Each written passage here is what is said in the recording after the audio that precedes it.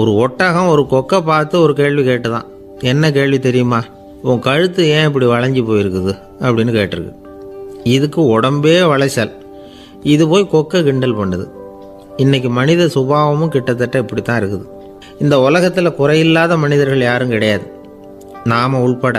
அப்படிங்கிறத முதல்ல நாம் நல்லா புரிஞ்சுக்கணும். ஒரு ஊரில் ஒரு விற்பனை நிலையம் இருந்தது.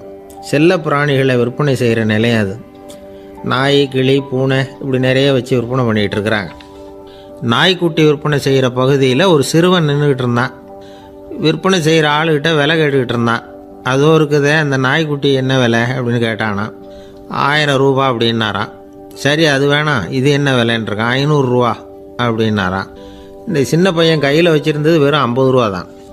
அதனால் இதை விட குறைச்சலாக கிடைக்குமான்னு பார்த்துருக்கான். அந்த கடையில் ஒரு மூலையில் சரியாக கவனிக்கப்படாமல் ஒரு நாய்க்குட்டி படுத்து கிடந்தது. பாவமாக கத்திக்கிட்டு இருந்தது. அதை பார்த்ததுமே இவனுக்கு அது ரொம்ப பிடிச்சி போச்சு. உடனே அந்த கடைக்காரரை பார்த்து, அதுவும் அந்த மூலையில் படுத்து கிடக்குதே அந்த நாய்க்குட்டி என்ன விலை அப்படின்னு கேட்டிருக்கான். தம்பி, அது ஒரு கால் ஊனம், அதனால் அது உன்னோட குதித்து விளையாடவோ ஓடுறதோ அதால் முடியாத காரியம் அப்படின்ட்டுருக்கார் அவர். அது தெரிஞ்சுதாங்க கேட்குறேன், அதோட விலை என்ன அதை மட்டும் சொல்லுங்களேன் அப்படின்ட்டுருக்கான். தம்பி, இது கால் ஊனம் உள்ள ஒரு நாய். இதை போய் காசு கொடுத்து வாங்கிறதுக்கு யாராவது பிரியப்படுவாங்களா? இதை நான் உனக்கு இலவசமாகவே தர்றேன், எடுத்துகிட்டு போ அப்படின்னாரான். இதை கேட்டதும் அந்த சிறுவனுக்கு கோவம் வந்துட்டு தான். நீங்கள் ஒன்றும் சும்மா கொடுக்க வேணாம், இந்தாங்க 50 ரூபா, இதை வச்சுக்கிட்டு நாய்க்குட்டியை கொடுங்க அப்படின்ட்டுருக்கான். அவருக்கு ஒன்றும் புரியல, ஆச்சரியமாக இருந்தது. சரின்னு பணத்தை வாங்கிட்டு நாய்க்குட்டியை தூக்கி கொடுத்தார். அந்த சிறுவன் அந்த நாய்க்குட்டியை 2 கையாலையும் வாங்கினா, மார்போட பிரியமாக சேர்த்து அணைச்சிக்கிட்டான். தெருவில் இறங்கி நடக்கிறான். அப்படி நடக்கும்பொழுது தான் பார்க்குறார், கடைக்காரர் ஆச்சரியமாக அவனை பார்க்குறார். அப்போ தான் அவருக்கு ஒரு விஷயம் புரியுது. அந்த சிறுவன் தெருவில் நாய்க்குட்டியை மார்போடு அணைச்சிக்கிட்டு விந்தி விந்தி நடந்து போய்கிட்டு இருக்கிறான். ஆமாம், அவனுக்கும் ஒரு கால் ஊனம். இந்த நாய்க்குட்டியை யாருமே வாங்க மாட்டாங்கன்னு நினச்சிக்கிட்டு இருந்தார். குறையுள்ள அதுக்கும் ஒரு எஜமானன் கிடச்சிட்டான். அதனால் ஊனம் ஒரு குறை இல்லை அப்படிங்கிற உண்மையை அந்த கடைக்காரர் புரிஞ்சுக்கிட்டாரான். நம்மால் ஒருத்தர் கொஞ்சம் வயசானவர், எழுந்திரிச்சு சரியாக நடக்க முடியாது, சாய்வு நாற்காலியிலேயே எப்பவும் உட்காந்துருப்பார். அவர் தனக்கு துணையாக ஒரு நாயை பக்கத்தில் வச்சுருந்தார். அதுவும் ரொம்ப வயசான ஒரு நாய், எழுந்திரிக்கவே சிரமப்படும், நடக்கவும் முடியாது. அவர் பக்கத்துலேயே இதுவும் சோர்ந்து போய் படுத்து கிடக்கும். அந்த பெரியவரை பார்க்க வந்த ஒருத்தர் கேட்டார், ஏங்க, ஒரு சின்ன பையனை உங்களுக்கு துணையாக வச்சுக்கப்படாதா? இந்த நாயை உங்களுக்கு பாதுகாப்பாக வச்சுருக்கிறீங்களே, உங்களுக்கு ஒரு ஆபத்துன்னா இது எப்படி உங்களுக்கு உதவ முடியும் அப்படின்னார். அப்போ அவர் சொன்னாராம், எனக்கு ஒரு ஆபத்துன்னா அந்த சமயத்தில் இந்த நாய் என்னை தனியாக விட்டுட்டு ஓடி போயிடாமல் இருக்கணும்ல, அதுக்காக தான் இதை நான் வச்சுருக்கிறேன் அப்படின்னாராம். நம்மளில் சில பேர் ரொம்ப தைரியமாக இருப்பாங்க.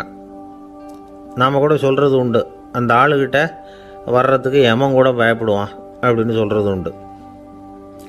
தைரியசாலிகளை நெருங்கிறதுக்கு எமன் பயப்படுவான் அப்படின்னு சொல்கிறது உண்மைதான். அது பொய் இல்லை. மன வலிமை இருக்குது பாருங்கள், அது மனுஷனை காப்பாற்றும்.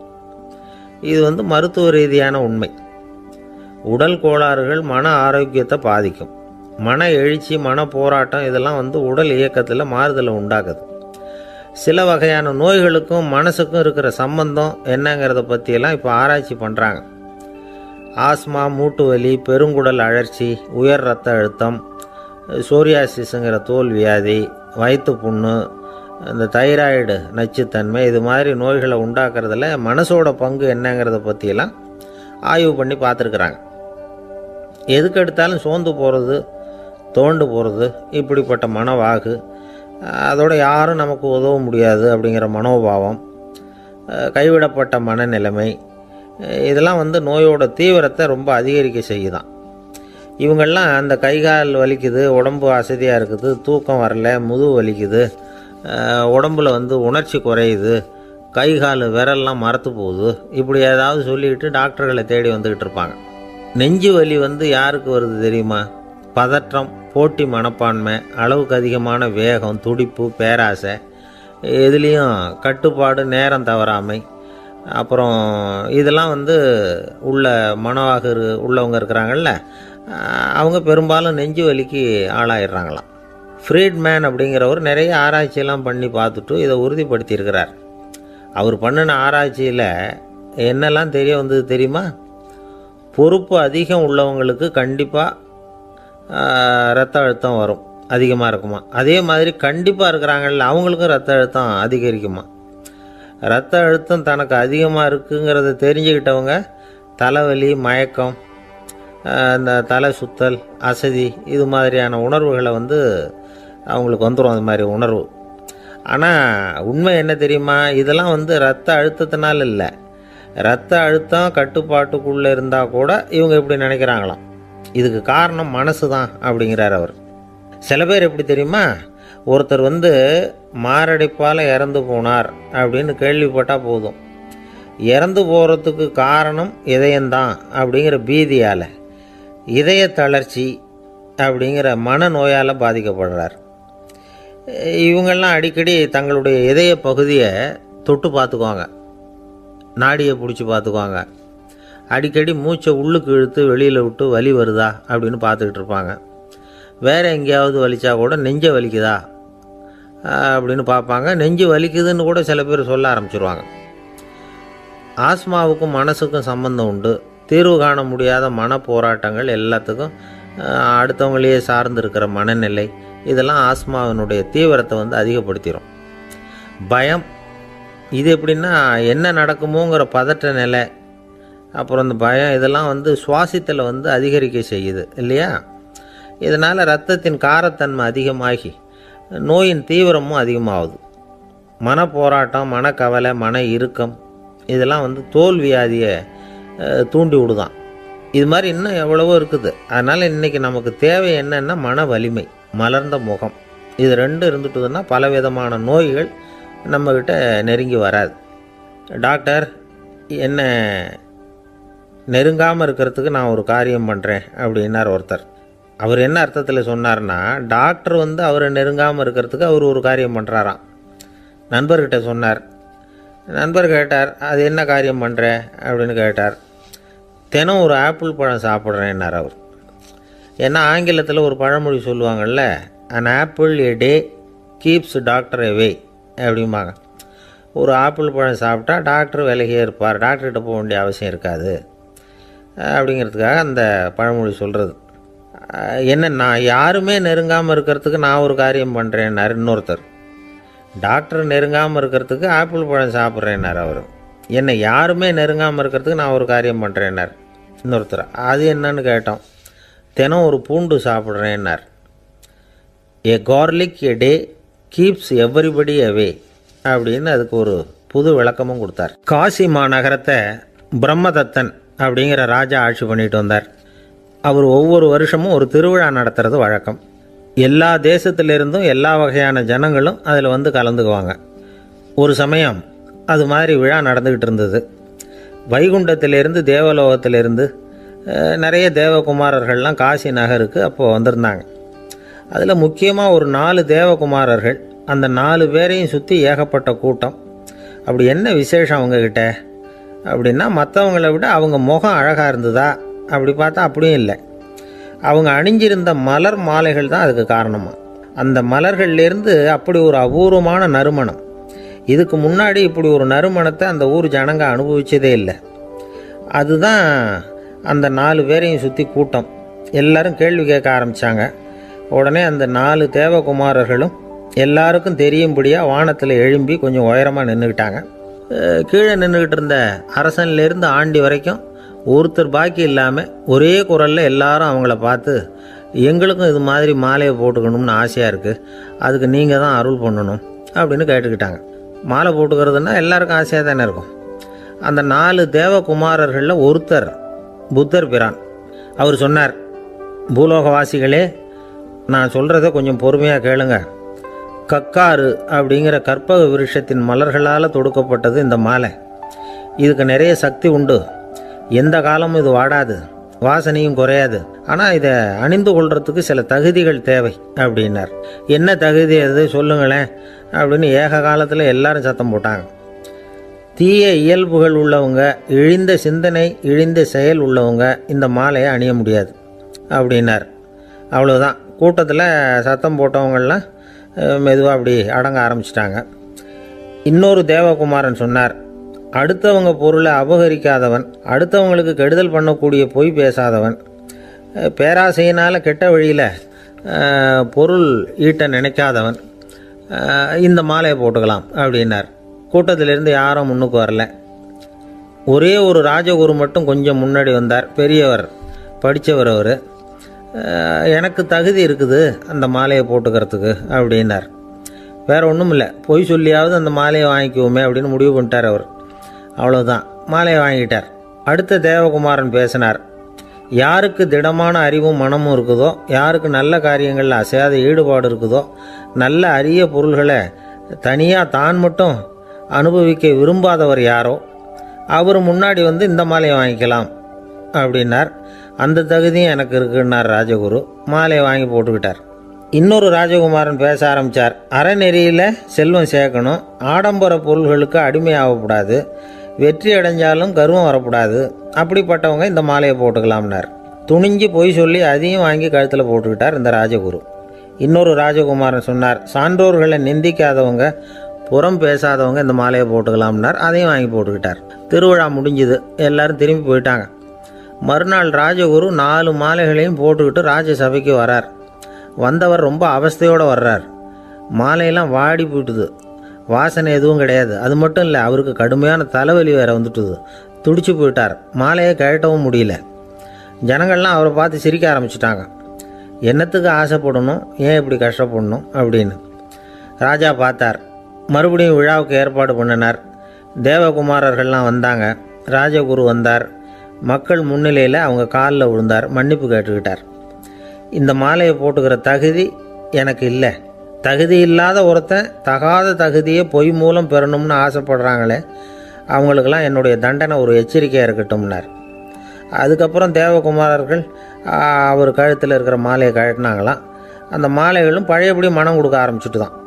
இதுலேருந்து நாம் தெரிஞ்சுக்க வேண்டியது என்னென்னா, நமக்கு தகுதி இல்லாத ஒரு கௌரவம் நம்மக்கிட்ட தானாக வந்தால் கூட அதை தவிர்த்து விடுறது தான் நல்லது.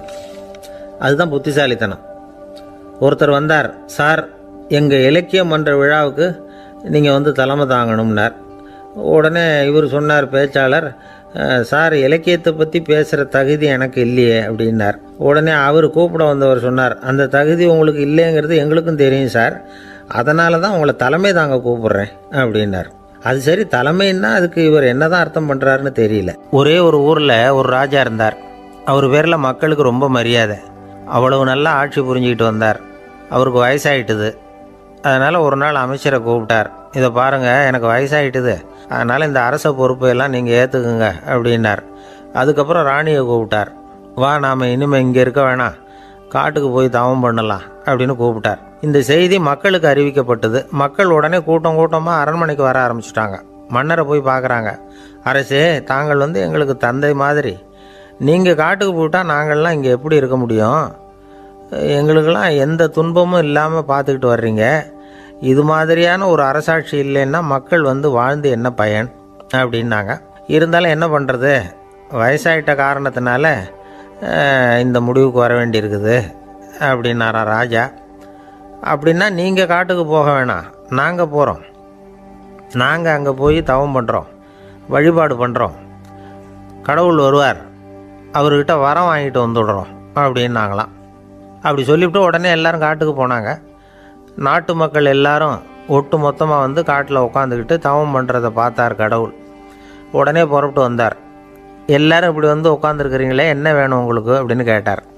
உடனே மக்கள் எல்லாரும் ஒரு குரலில் சொன்னாங்க, சுவாமி, எங்கள் மன்னன் ரொம்ப நாளைக்கு நல்லபடியாக இருக்கணும்.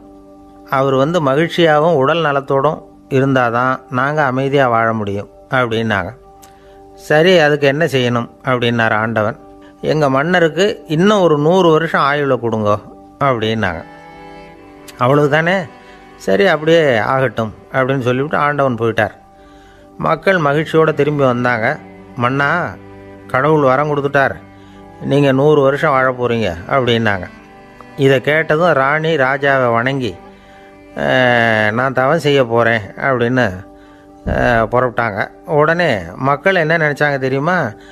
ஐயோ, நாம் ராஜாவுக்கு மட்டும்தானே நீண்ட ஆயுள் வேணும்னு வரம் வாங்கினோம், ராணிக்கு வாங்கலையே, அதுதான் கோபத்தில் புறப்பட்டாங்க போல இருக்கு அப்படின்னு நினச்சி வருத்தப்பட்டாங்க. ஆனால் ராணி நினச்சது அது இல்லை. ராணி போய் தவம் பண்ணாங்க, கடவுள் காட்சி கொடுத்தார். இவங்க கேட்குறாங்க, சுவாமி ராஜாவுக்கு மட்டும் 100 வருஷம் ஆயுள்னு வரம் கொடுத்துட்டீங்க, அப்படின்னா குடிமக்களும் 100 வருஷம் இருக்கணும். இப்படிப்பட்ட குடிமக்கள் இல்லைன்னா அப்படிப்பட்ட அரசன் இருந்து என்ன பிரயோஜனம் அப்படின்னாங்களாம். ஆண்டவன் பார்த்தார், சரி அவங்களும் 100 வருஷம் வாழ்வாங்க, அது மட்டும் இல்லை நீயும் 100 ஆண்டு காலம் வாழ வரமளிக்கிறேன் அப்படின்னு சொல்லிவிட்டு மறைஞ்சிட்டார். இதில் ஆண்டவன் வர்றதும் மறையிறதும் முக்கியம் இல்லை. இதில் கவனிக்க வேண்டியது ஆள்கிறவனின் விசால மனம், குடிமக்களின் விசால மனம், ஆள்கிறவன் மனைவியினுடைய விசால மனம். இப்படி ஒரு நாடு இருந்துட்டுதுன்னா எப்படி இருக்கும் வாழ்க்கை நினச்சி பாருங்கள். அதனால தான் பெரியவங்கள்லாம் சொல்கிறாங்க, இதய வாசல் திறந்தே இருக்கணும், இதயத்தின் கதவுகளை மூடாதீங்க அப்படின்னு சொல்லுவாங்க. என்கிட்ட ஒருத்தர் சொன்னார், என்னுடைய இதய வாசல் எப்பவும் திறந்தே தான் இருக்குதுன்னார். எதனால் அப்படி சொல்கிறீங்க அப்படின்னு கேட்டோம். டாக்டரே சொல்லிவிட்டார், என்னுடைய இதயத்தில் ஒரு ஓட்டை இருக்குது அப்படின்னு, வால்வு சரியில்லையா அப்படிங்கிறார். அளவுக்கு மிஞ்சினால் அமிர்தமும் நஞ்சு அப்படின்னு சொல்லுவாங்க. அது உண்மைதான். ஒருத்தருக்கு அளவுக்கு மீறிய புகழ் வந்துட்டுதுன்னு வச்சுங்க, அது கூட ஆபத்தாக போயிடுறது உண்டு. பழங்காலத்துல எல்லாம் கிரேக்க தேசத்தில் ஒரு பழக்கம் உண்டாம்.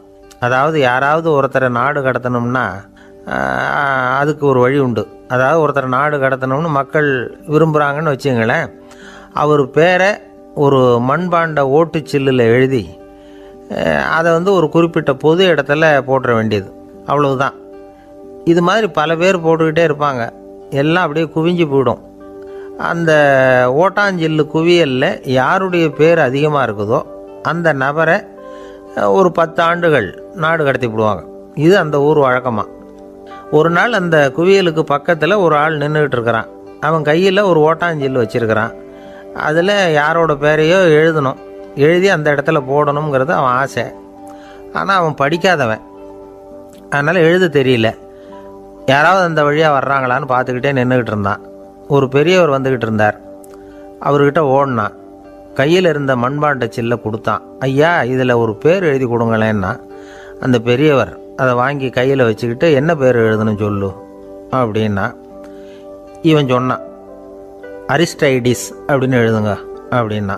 இதை கேட்டதும் அந்த பெரியவருக்கு அதிர்ச்சி.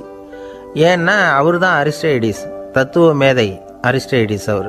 இருந்தாலும் நான் தான் அதுங்கிறத காட்டிக்காமல் அந்த ஆளுகிட்ட கேட்டார், அது சரிப்பா, அரிஸ்டைடிஸுங்கிற பேரை எழுத சொல்கிற, அவர் உனக்கு என்ன கெடுதல் பண்ணார், அவர் பேரை இதில் எழுத சொல்கிறியே அப்படின்னு கேட்டிருக்கார். அதுக்கு இவன் சொன்னானா, அவர் எனக்கு எந்த கெடுதலும் பண்ணலை, அவரை நான் பார்த்தது கூட இல்லை அப்படின்ட்டுருக்கான். அப்புறம் எதுக்காக அவரை நாடு கடத்தணும்னு நீ ஆசைப்படுற அப்படின்னு கேட்டிருக்கார்.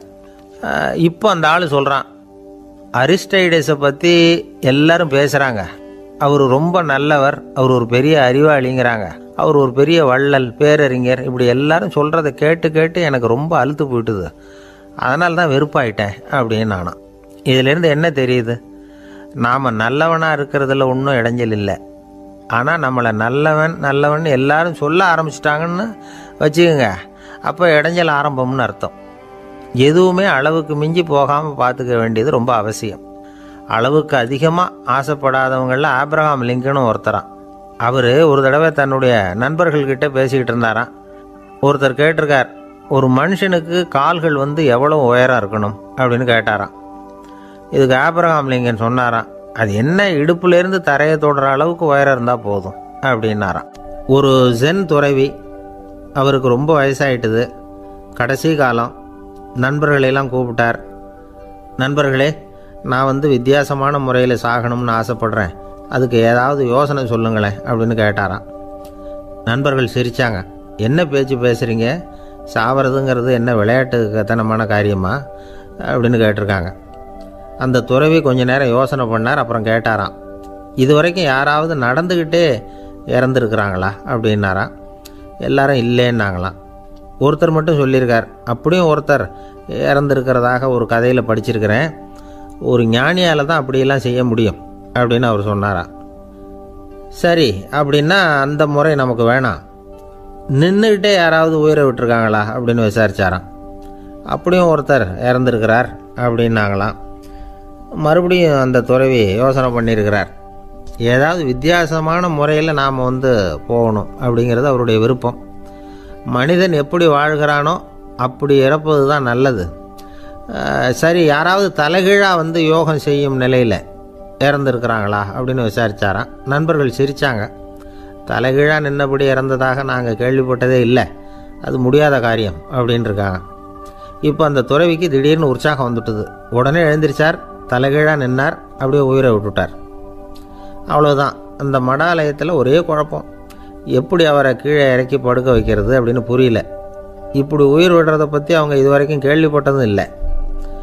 உண்மையிலேயே வந்து இவர் வந்து இறந்து தான் போனாராங்கிறதும் தெரியல. சோதித்து பார்த்தாங்க.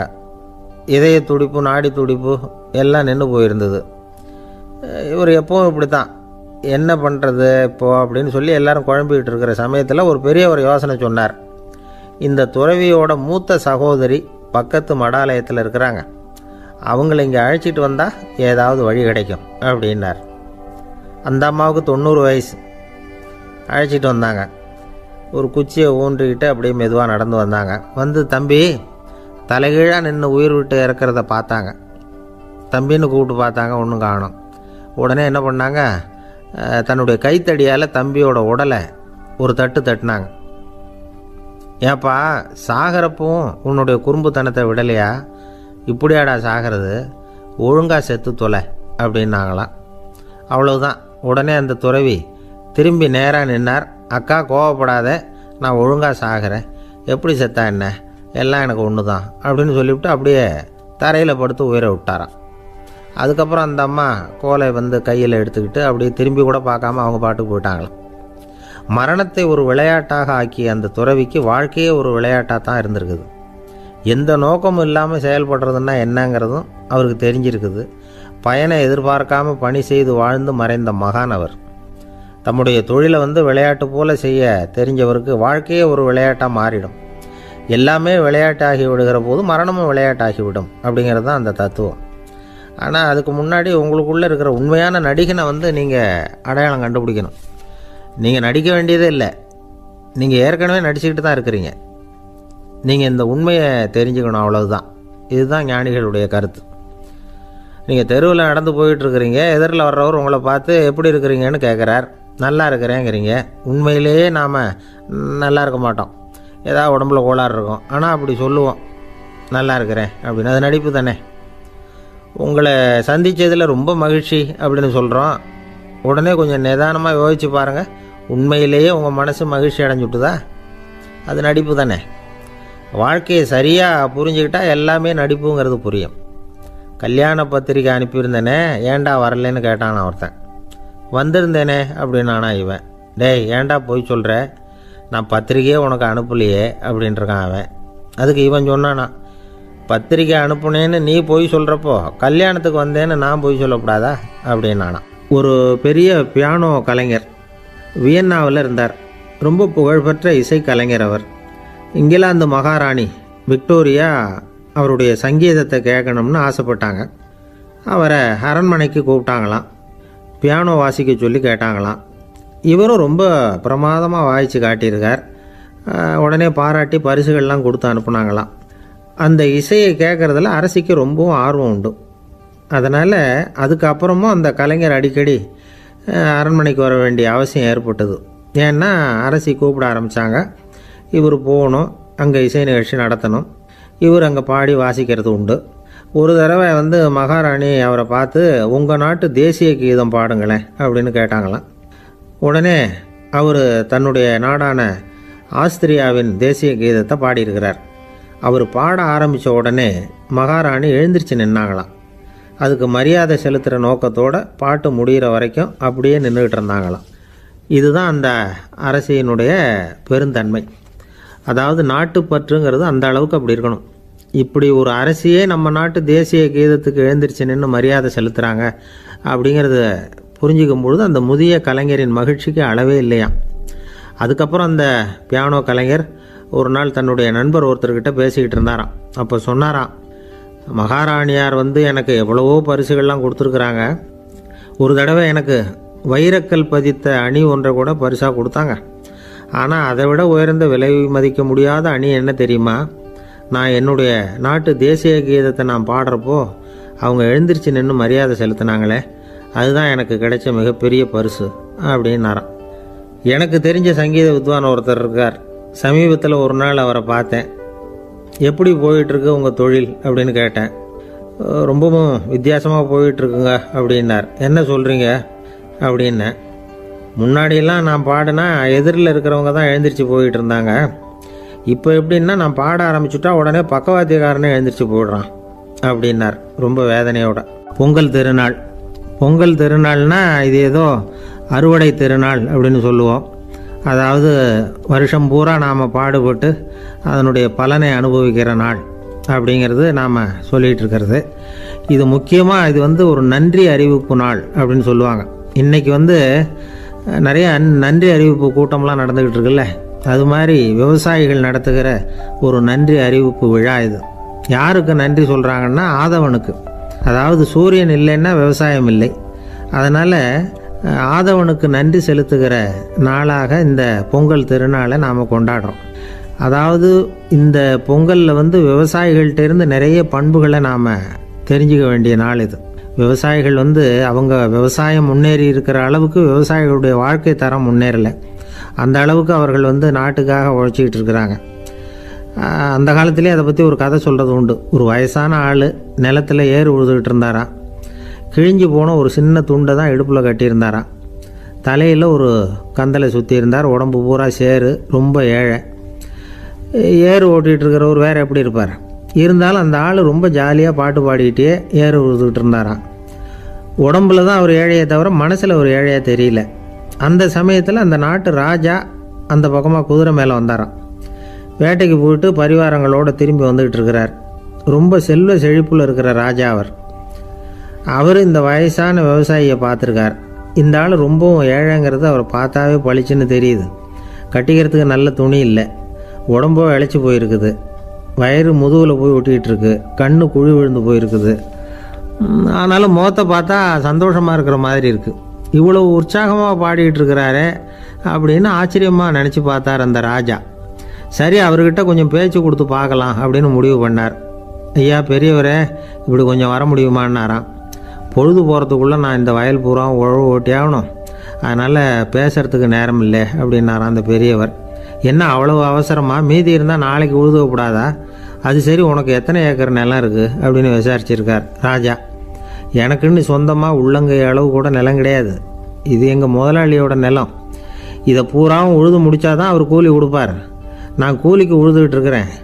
உங்ககிட்ட பேசிக்கிட்டு இருந்தால் அவருக்கு துரோகம் பண்ணது மாதிரி ஆகிடும் அப்படின்னாராம். ராஜா குதிரையை விட்டு கீழே இறங்கினார். வரப்பில் நடந்து அந்த பெரியவர்கிட்டே போனாராம். சரி, ஒரு நாள் பூரா உழுதா உனக்கு எவ்வளவு கூலின்னு கேட்டிருக்கார். 8 அணா கூலி கிடைக்கும்னாராம் அவர். இது ரொம்ப காலத்துக்கு முன்னாடி நடந்த ஒரு சம்பவங்கிறதுனால அப்போ 8 அணா கூலிங்கிறது ரொம்ப பெருசு. இருந்தாலும் அதுவும் அந்த ராஜாவுக்கு பெரிய கூலியாக தெரியல. இவ்வளவு தானா, இதை வச்சுக்கிட்டு நீ எப்படி காலம் தள்ளுற அப்படின்னாராம். ஒன்றும் கவலை இல்லை அப்படின்னாராம் அவர். ராஜாவுக்கு ரொம்ப ஆச்சரியமாக போச்சு. 8 அணா கூலி வாங்குற இந்த ஆள் கவலை இல்லாமல் இருக்கிறார், ஏராளமான வசதியோடு இருக்கிறன்னா கவலை இல்லாமல் வாழ முடியலையே அப்படின்னு நினச்சி பார்த்துருக்கார். அது சரி, 8 அணாவில் எப்படி குடும்பம் நடத்துகிற அப்படின்னு கேட்டாராம்.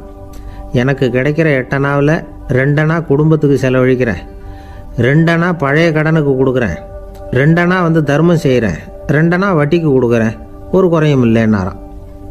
ராஜாவுக்கு ஒன்றும் புரியல. எனக்கு ஒன்றும் புரியலேன்னு இருக்கார். ஐயா, எனக்கும் என் மனைவிக்கும் 2 அணா செலவாகுது.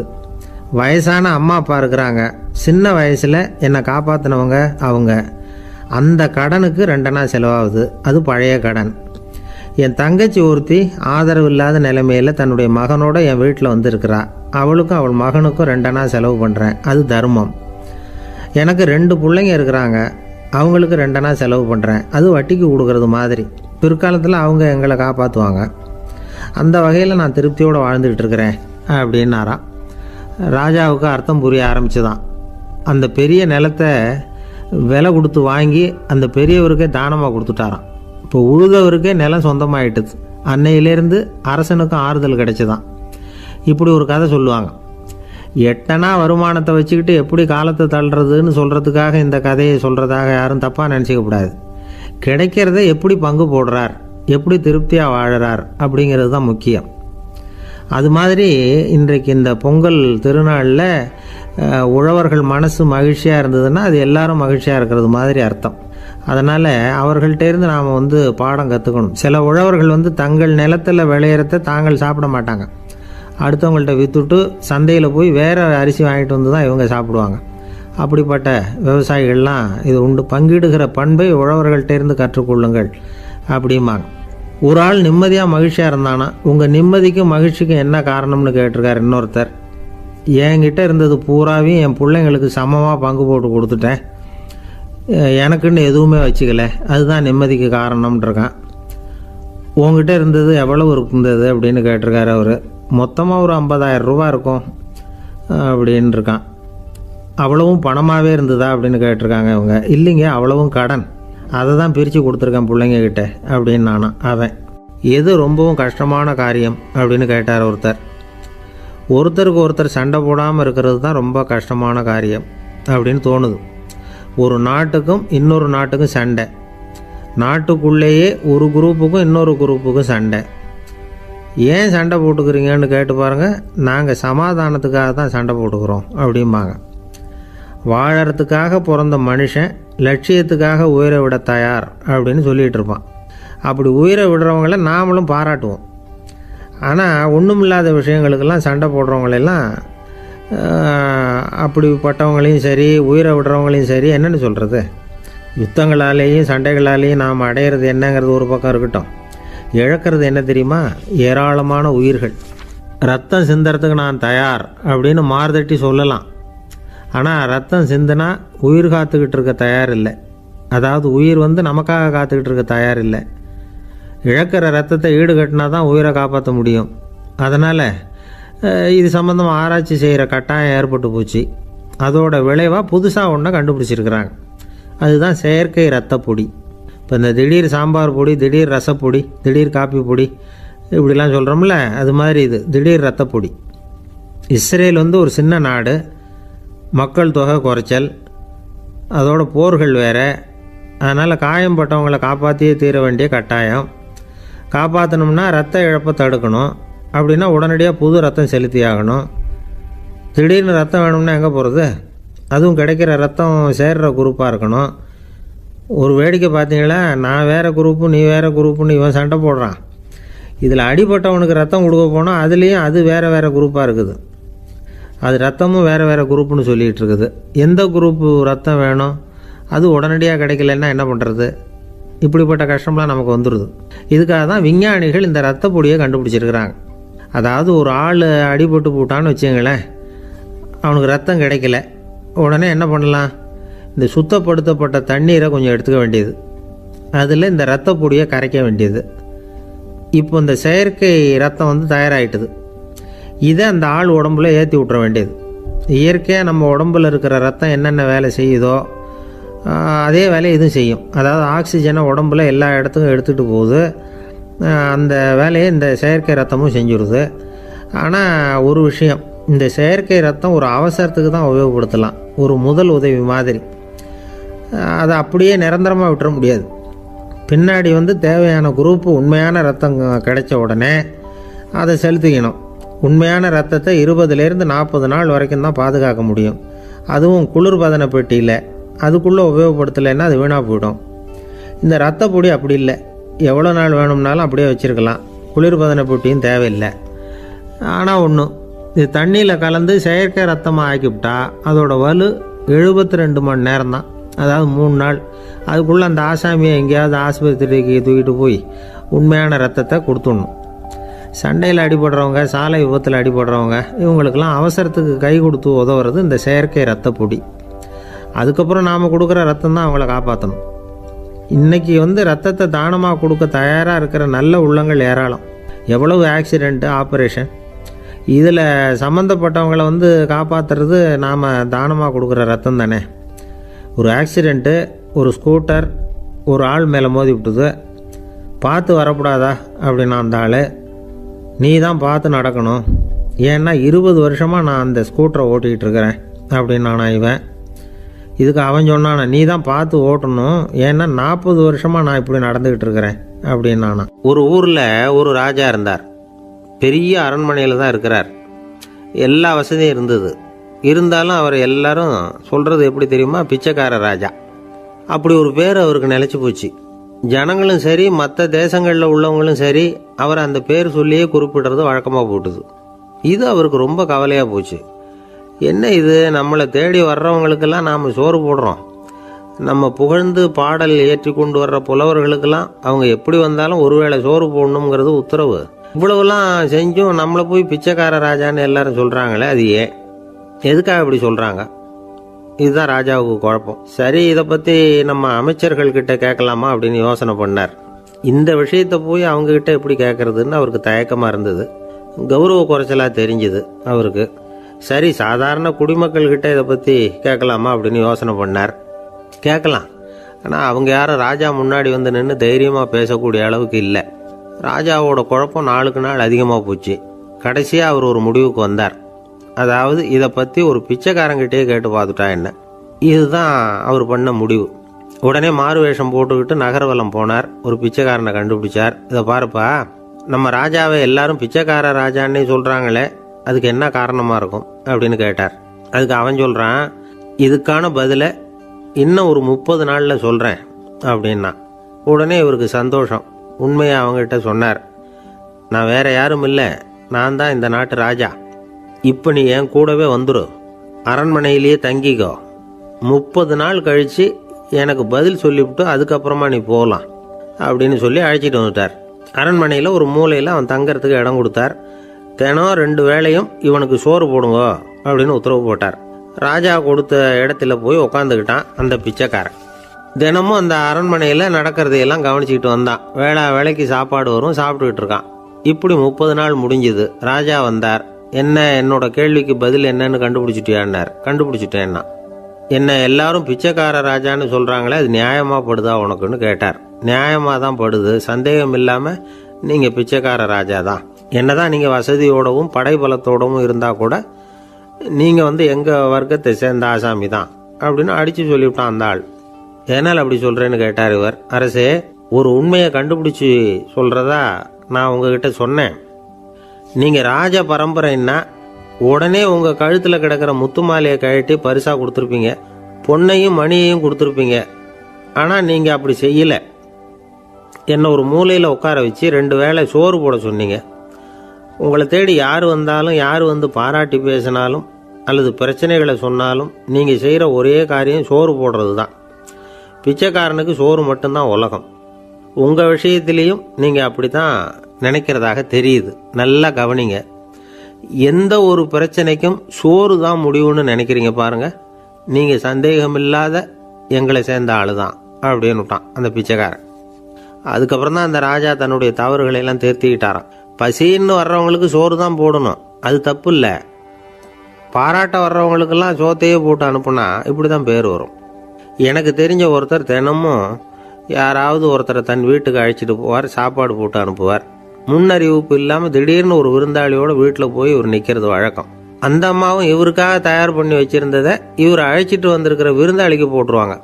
விருந்தாளி சாப்பிட்டுட்டு போனதுக்கப்புறம் இவர் மனைவி கிட்ட உனக்கு சிரமம் வேணாம் அப்படின்னு சொல்லிவிட்டு பக்கத்தில் உள்ள ஒரு ஹோட்டலுக்கு போய் காசு கொடுத்து சாப்பிட்டுட்டு வந்துடுவார். பல நாள் இப்படி நடக்கும். ஒரு நாள் அவரை தனியாக கூப்பிட்டுக்கிட்டு போய் ஏன் இப்படி பண்ணுறீங்கன்னு கேட்டோம். அதுக்கு அவர் சொல்கிறாரு, எங்கள் வீட்டு சாப்பாட்டிலேருந்து தப்பிக்கிறதுக்கு எனக்கு வேற வழி எதுவும் தெரியல சார், அதனால தான் இப்படி பண்ணிட்டு இருக்கிறேன் அப்படின்னார் ரொம்ப பரிதாபமாக. ஒருத்தன் எப்படி நடந்துக்கிறாங்கிறத வச்சு தான் அந்த ஆள் எப்படிங்கிறத நாம் முடிவு பண்ணுறோம். ஆளுமைன்னு சொல்கிறோம்ல, அதுக்கு சூழ்நிலைகளை ஆளுகின்ற தன்மை அப்படின்னு விளக்கம் கொடுக்குறார் ஒரு உளவியல் நிபுணர். சரி, ஒரு மனிதனுடைய ஆளுமையை உருவாக்குகிற விஷயங்கள் என்னென்ன? பிறப்பு, வளர்க்கப்பட்ட விதம், படிப்பு, நண்பர்கள், சமுதாயம், இப்படி நிறைய உண்டு. ஆளுமையின் அடிப்படையில் சில மனநோய்கள் உண்டாகுது. அதெல்லாம் என்னென்னங்கிறத தெரிஞ்சு வச்சுக்கிட்டோம்னா நம்ம கூட இருக்கிறவங்களை அடையாளம் கண்டுபிடிக்கிறதுக்கு அது ரொம்ப உபயோகமாக இருக்கும். ஃப்ரெனாய்டு ஆளுமை அப்படின்னு ஒன்று. இந்த கோளாறு உள்ளவங்க எப்படி இருப்பாங்க தெரியுமா? அதிக உணர்ச்சி, சந்தேகம், பொறாமை இதெல்லாம் அதிகமாக இருக்கும். வளைஞ்சு கொடுக்க மாட்டாங்க. அடுத்தவங்களோட இணக்கமான உறவு இருக்காது. அவங்க செய்கிற தப்புக்கெல்லாம் அடுத்தவங்களை குறை சொல்லிகிட்டு இருப்பாங்க. இது ஒரு ரகம். அடுத்தது ஸ்கிசாய்டு ஆளுமை அப்படின்னு சொல்கிறாங்க. இந்த கோளாறு உள்ளவங்க அடுத்தவங்களோட பழக கூச்சப்படுவாங்க. சின்ன வயசுலேயே இது ஆரம்பமாயிடுது. பகல் கனவுலேயே சஞ்சரிப்பாங்க. அவங்களுடைய விரோதம், கோபம் இதை கூட வெளியில் காட்டிக்க முடியாமல் இருப்பாங்க. இவங்களுக்கு அகமுகம், பிரச்சனைகள்லேருந்து ஒதுங்கி எதுலேயும் ஈடுபாடு இல்லாதவங்களாக இருப்பாங்க. இப்படி ஒரு ரகம். அடுத்தது சைக்ளோதமிக் ஆளுமை அப்படின்னு சொல்கிறாங்க. அது என்னென்னா, உணர்ச்சிகளில் ஏற்றத்தாழ்வு அதிகமாக இருக்குமா. சில சமயம் பார்த்தா மகிழ்ச்சியாக இருப்பாங்க, சில சமயம் சோகமாக உட்காந்துருப்பாங்க. அவங்க மனநிலைக்கு தகுந்த மாதிரி சமூக நிகழ்ச்சிகளில் பங்கெடுத்துக்குவாங்க. இன்னொரு வகை என்னென்னா எண்ணப்பீடிகை ஆளுமை அப்படின்னு பேர் வச்சுருக்கிறாங்க. அதுக்கு இவங்களுக்கெல்லாம் கரெக்டாக இருக்கணும், எல்லாம் சட்டத்திட்டம் எதுலேயும் ஒரு ஒழுங்குமுறை, இப்படி எதிர்பார்க்குற மனோபாவம். இவங்க எதிர்பார்ப்புக்கும் வரன்முறைக்கும் மற்றவங்க கட்டுப்படணும்னு நினைப்பாங்க. இந்த நிலைமை நீடித்தா என்ன ஆகும் தெரியுமா?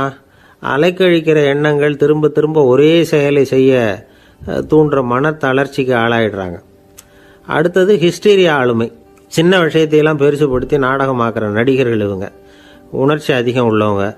இவங்க மன எழுச்சியில் பக்குவமின்மை, குழந்தைத்தனம், முதிர்ச்சியின்மை எல்லாம் இருக்கும். தன்னலம் மிக்க குணம், பிறர் தன்னை மட்டுமே கவனிக்கணும்னு நினச்சி செயல்படுறது, இதெல்லாம் இவங்க அடையாளம். அடுத்த ரகம் எப்படின்னா வளர்ச்சியற்ற ஆளுமைன்னு சொல்கிறாங்க. அடுத்தவங்களோட இணங்கி போக முடியாதவங்க, அறிவு, மன எழுச்சி, சமூக உறவு இதில் எல்லாம் போதுமான வளர்ச்சியையும் நிறைவையும் பெற முடியாதவங்க. இவங்களால வாழ்க்கையில் முன்னேற முடியாது. பிச்சைக்காரங்க, குற்றவாளிகள் இவங்ககிட்டெல்லாம் இது மாதிரியான ஆளுமை அதிகமாக இருக்குமா.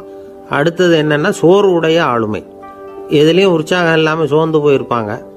அதுக்கெல்லாம் நமக்கு வலிமை இல்லைப்பா அப்படின்னு சொல்லிட்டு இருப்பாங்க. சின்ன விஷயங்களுக்கெல்லாம் அதிர்ச்சி அடையிறது, வாழ்வின் சுவையை அனுபவிக்க முடியாதவங்க. இன்னொரு ரகம் இது கொதித்தெழும் ஆளுமைங்கிறாங்க. எதுக்கு எடுத்தாலும் ஆத்திரம், குரோதம், வன் செயல் இதுலெல்லாம் ஈடுபாடு, இப்படி உள்ளவங்க. நத்தை வகை ஆளுமை அப்படின்னு ஒன்று. அடுத்தவங்க மேலே விரோதம் இருக்கும், அடிக்கணுங்கிற எண்ணம் இருக்கும். ஆனால் அதை அப்படியே வெளியில் காட்டாமல் அதே சமயம் அமைதியான முறையில் வெறுப்பை வெளிக்காட்டுற ரகம். இவங்கெல்லாம் பேசாமல் கம்முன்னு இருந்துக்கிட்டே நினைச்சதை நிறைவேற்றிக்கிறவாங்க. முன்ஜாக்கிரதை ஆளுமை அப்படின்னு ஒரு ரகமா. பாதுகாப்பின்மை, சந்தேகம், முழுமையின்மை, அறவேக்காட்டுத்தனம் இந்த மனப்போக்கு அதிகமாக இருக்கிறதுனால அகம்பாவம், புடிவாதம், எச்சரிக்கை எல்லாம் அளவுக்கு மீறி இருக்கும். இதுவரைக்கும் நாம் பேசிக்கிட்டு இருந்த ஆளுமை பண்புகள் அளவுக்கு அதிகமாக போயிட்டுதுன்னா ஆளுமை கோளாறுகள் ஏற்படும். அதன் அடிப்படையில் மனவியாதிகள் வருமா. அதனால் இணக்கமான, எல்லாரும் விரும்புகிற இயல்பான ஆளுமையை பெறுவதற்கு நாம் முயற்சி செய்யணும் அப்படிங்கிறது மனோதத்துவ நிபுணர்களுடைய ஆலோசனை. ஒருத்தர் ஒரு மனோதத்துவ டாக்டரை தேடிட்டு வந்தாராம். டாக்டர், எனக்கு மனசில் ஏதோ வியாதி, ஆளுமை கோளாறு, அதாவது எனக்கு சீக்கிரமாக செத்து போனால் தேவையில்லைன்னு தோணுது அப்படின்னாராம். உடனே அந்த டாக்டர், சரி அப்படின்னா இங்கே இருங்க, நான் வைத்தியம் பார்க்குறேன் அப்படின்னாராம். ஆஃபீஸு முடிஞ்சு வீட்டுக்கு போகிற சமயத்தில் ஒருத்தர் கடைக்கு போய் ஸ்வீட் வாங்கினார். சரி, வீட்டுக்கு பிள்ளைங்களுக்கு தான் வாங்கிட்டு போகிறார் அப்படின்னு மற்றவங்க நினச்சாங்க. அவர் அப்படி செய்யலை. அந்த இடத்துலையே பொட்டலத்தை பிரித்தார். திருட மாதிரி அப்படியே சுற்றி ஒரு தரம் பார்த்துக்கிட்டார். யாரும் தெரிஞ்சவங்க இல்லைங்கிறத முடிவு பண்ணிவிட்டு அவசரமாக அதை அப்படியே போட்டு முழுகிவிட்டு கையை தொடச்சிக்கிட்டு நல்ல பிள்ளை மாதிரி நடந்து போக ஆரம்பிச்சிட்டார். அவர் யாருன்னா, அவரோட பிரச்சனை எல்லாருக்கும் தெரியாது, சில பேருக்கு தான் தெரியும். அதாவது அவர் உடம்பில் சர்க்கரை இருக்குன்னு டாக்டர் சொல்லிவிட்டாராம். அதனால் வீட்டில் சர்க்கரையே இவர் கண்ணில் காட்டுறதில்ல. அதனால் இவர் யார் கண்ணிலையும் படாமல் இப்படிப்பட்ட வேலைகள்லாம் செய்கிறது வழக்கம். யாருக்கும் தெரியாமல் இப்படி ஸ்வீட்டை வாங்கி சாப்பிட்டுட்டு அவர் பாட்டுக்கு போயிடுறது. இப்படிப்பட்டவங்களுக்கெல்லாம் கொஞ்சம் ஆறுதலான தகவல் இன்றைக்கி. அது என்னென்னா, நாம் சாப்பிட்ற சர்க்கரைக்கும் நம்ம உடம்புல உள்ள சில கோளாறுகளுக்கும் அப்படி என்ன தான் சம்மந்தம் இருக்குது. இதை பற்றி சமீபத்தில் சில ஆராய்ச்சிகள்லாம் நடந்திருக்குது. ஏன்னா சர்க்கரைன்னாவே விஷம் மாதிரி அதை பார்க்குறவங்களும் சில பேர் உண்டு. சின்ன பிள்ளைங்களுக்கு வயத்தில் பூச்சி உண்டாகிறதுலேருந்து பெரியவங்களுக்கு நீரிழிவு வர்ற வரைக்கும் எல்லாத்துக்கும் சர்க்கரை தான் காரணம்னு சொல்லிகிட்டு இருக்கிறோம். ஆனால் அந்த அளவுக்கு பயப்பட வேண்டிய அவசியம் இல்லை அப்படின்னு சொல்கிறாங்க. சர்க்கரை வியாதி, இருதய நோய், பித்த நீர்ப்பை நோய் இதெல்லாம் சில நோய்கள்லாம் நாம் சாப்பிட்ற சர்க்கரைக்கும் தொடர்பு இருக்குன்னு நினைக்கிறோம். ஆனால் அப்படி சம்பந்தம் உண்டுங்கிறதுக்கு போதுமான அளவுக்கு ஆதாரம் இல்லை அப்படிங்கிறாங்க ஆராய்ச்சியாளர்கள். ஒரே ஒரு சம்பந்தம் தான் உறுதியாக இருக்குதான். அதுவும் இந்த பல் சிதைவு அப்படின்னு இருக்கு இல்லையா, அந்த சர்க்கரை சாப்பிட்றதுக்கும் இந்த பல் சிதைவுக்கும் சம்பந்தம் இருக்குது அப்படிங்கிறத மட்டும் உறுதியாக சொல்கிறாங்க. சர்க்கரைன்னா நாம் சாப்பிட்ற ஜீனி மட்டும் இல்லை, பழம், காய்கறி, பால், தேன் இப்படி எல்லாத்துலேயும் அது இருக்குது. கேரட்டு கொடுக்குற சத்தில் 88% சர்க்கரை, ஆப்பிள் கொடுக்குற சக்தியில் 95% சர்க்கரை. இது ஜீனி சர்க்கரை, இது ஆப்பிள் சர்க்கரை அப்படிங்கிற வித்தியாசம்லாம் உடம்புக்கு கிடையாது. ரெண்டுமே உடனடியாக சக்தி கொடுக்குது. ஒரு ஸ்பூன் சர்க்கரையில் 16 கலோரி தான் சத்து இருக்குது. அதிகமாக சர்க்கரை சாப்பிட்டா நீரிழிவு வந்துருங்கிறது தப்பான ஒரு அபிப்பிராயம். டயபெட்டிஸுங்கிறது ஒரு மெட்டபாலிக் டிசார்டர், அவ்வளவுதான். அதாவது நாம் சாப்பிட்ற சர்க்கரையை நம்ம உடம்பு திறமையாக உபயோகப்படுத்திக்க முடியல அப்படின்னு அர்த்தம். அதனால தான் அதிகமாக இனிப்பு வேணாம்னு சொல்கிறோம். ஏற்கனவே உடம்பால் முடியாத ஒன்றை மறுபடியும் அது தலையில் சுமத்தி அதிகமாக வேலை வாங்க வேணாமே அப்படிங்கிறதுக்காக தான். ஆகாரத்தில் அதிகமாக சர்க்கரை இருந்தால் அதனால் உடனே சர்க்கரை வியாதி வந்துடும்ங்கிறதுக்கு விஞ்ஞான ரீதியாக போதுமான ஆதாரம் இல்லை. அதனால் எப்போவாவது அதிகமாக ஸ்வீட்டு சாப்பிட்டுட்டா ஐயோ அதிகமாக சாப்பிட்டோமோ என்ன பண்ண போகுது தெரியலையே அப்படின்னு நினச்சி மனசை போட்டு குழப்பிக்க வேண்டியதில்லை. பொதுவாக எதுவுமே அதிகமாக வேண்டாம், எல்லாம் சீராக இருந்தால் போதும். நீரிழிவுங்கிறது புதுசாக வந்துட்ட ஒரு நோய் இல்லை, ரொம்ப காலமாகவே இருக்கிற ஒன்று தான். நம்ம முன்னோர்கள் இதை மதுமேகம் அப்படின்னு சொல்லுவாங்க. அதை கட்டுப்படுத்துறதுக்கு அவங்களே சில வழிமுறையை சொல்லி வச்சுருக்கிறாங்க. அது என்னென்னா வேறு ஒன்றும் இல்லை, இந்த பாவக்காய், முள்ளங்கி, அருகம்புல், அவ்வளவுதான். வெள்ளை முள்ளங்கி இருக்குல்ல, அதை வாரத்துக்கு 3 நாள் சாப்பிட்டுக்கிட்டு வாங்க. நூலுக்கோல் ரொம்ப நல்லது. இல்லைன்னா முள்ளங்கி சாறு 1 ounce சாப்பிட்டுட்டு வரலாம். ரத்தத்தில் சேர்கிற சர்க்கரை அளவு இதெல்லாம் கட்டுப்படுத்துது. சிறுநீரில் காணப்படுகிற சர்க்கரை அளவையும் சமநிலைப்படுத்துது.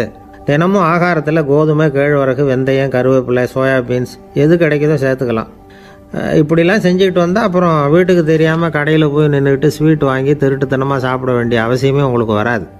2 ஆசாமிகள் கடற்கரையில் உட்காந்து சாவகாசமாக பேசிக்கிட்டு இருந்தாங்களாம். ஒருத்தர் சொன்னார், இன்னொருத்தருக்கு தெரியாமல் ஸ்வீட்டு சாப்பிட்றதே எப்பவும் இடைஞ்சல் தான் சார். நேற்றுக்கு பாருங்கள் அப்படி தான் சாப்பிட்டுக்கிட்டு இருந்தேன், வீட்டுக்காரி கண்ணில் போட்டுவிட்டுது, அதுக்கப்புறம் ஒரே ரகலையாக போச்சு அப்படின்னாராம். எனக்கு கூட அப்படி தான் சார் ஆகிட்டுது, ஒரே ரகலை அப்படின்னாராம் இன்னொருத்தர். நீங்கள் சாப்பிட்டதும் உங்கள் வீட்டுக்காரங்க கண்ணில் போட்டுவிட்டுதா சார் அப்படின்னு கேட்டிருக்கார் இவர். அதுக்கு அவர் சொன்னாராம், அப்படி இல்லை சார், கடைக்காரர் கண்ணில் போட்டுவிட்டுதோ, நான் அவருக்கு தெரியாமல் அந்த ஸ்வீட்டை அவர் கடையிலேருந்து எடுத்திருந்தேன் அப்படின்னு விளக்கம் கொடுத்தாராம் இந்த ஆள். ஒருத்தர் முகத்தை தொங்க போட்டுக்கிட்டு ஒரு மாதிரியாக வந்தார். என்ன விஷயம்னு விசாரித்தேன். என்னுடைய நண்பன் ஒருத்தங்கிட்ட கருத்து வேறுபாடு, இனிமேல் நமக்குள்ளே எந்த சம்மந்தமும் வேணாம்னு நட்பை முறிச்சிட்டு வந்துட்டேன்னா. நண்பர்கள்னு இருந்தால் கருத்து வேறுபாடு வரத்தான் செய்யும்னு. கருத்து வேறுபாடு வராமல் இருக்கிறதுக்கு ஏதாவது வழி உண்டா அப்படின்னு கேட்டாங்க. அதை பற்றி நிபுணர்கள் சில யோசனைகளை சொல்லியிருக்கிறாங்கன்னு. முதல் விஷயம் என்னென்னா, உங்கள் நண்பனுக்கு ஒரு செய்தி சொல்லணும்னா அதை நீங்களே நேரடியாக சொல்லுங்கள், அல்லது உங்கள் கைப்பட கடிதம் எழுதுங்க. அதாவது நேரடி தொடர்பு முக்கியம். அதை விட்டுட்டு இன்னொருத்தர் மூலமாக நண்பர்களுக்கு செய்தி அனுப்புனா நீங்கள் சொல்கிற செய்தி அப்படியே போய் சேராது, அது சேதமாயிடும். கூட்டி குறைச்சி சொல்லிவிடுவாங்க, அது குழப்பத்தில் கொண்டாந்து விட்டுரும். இது ஒரு யோசனை.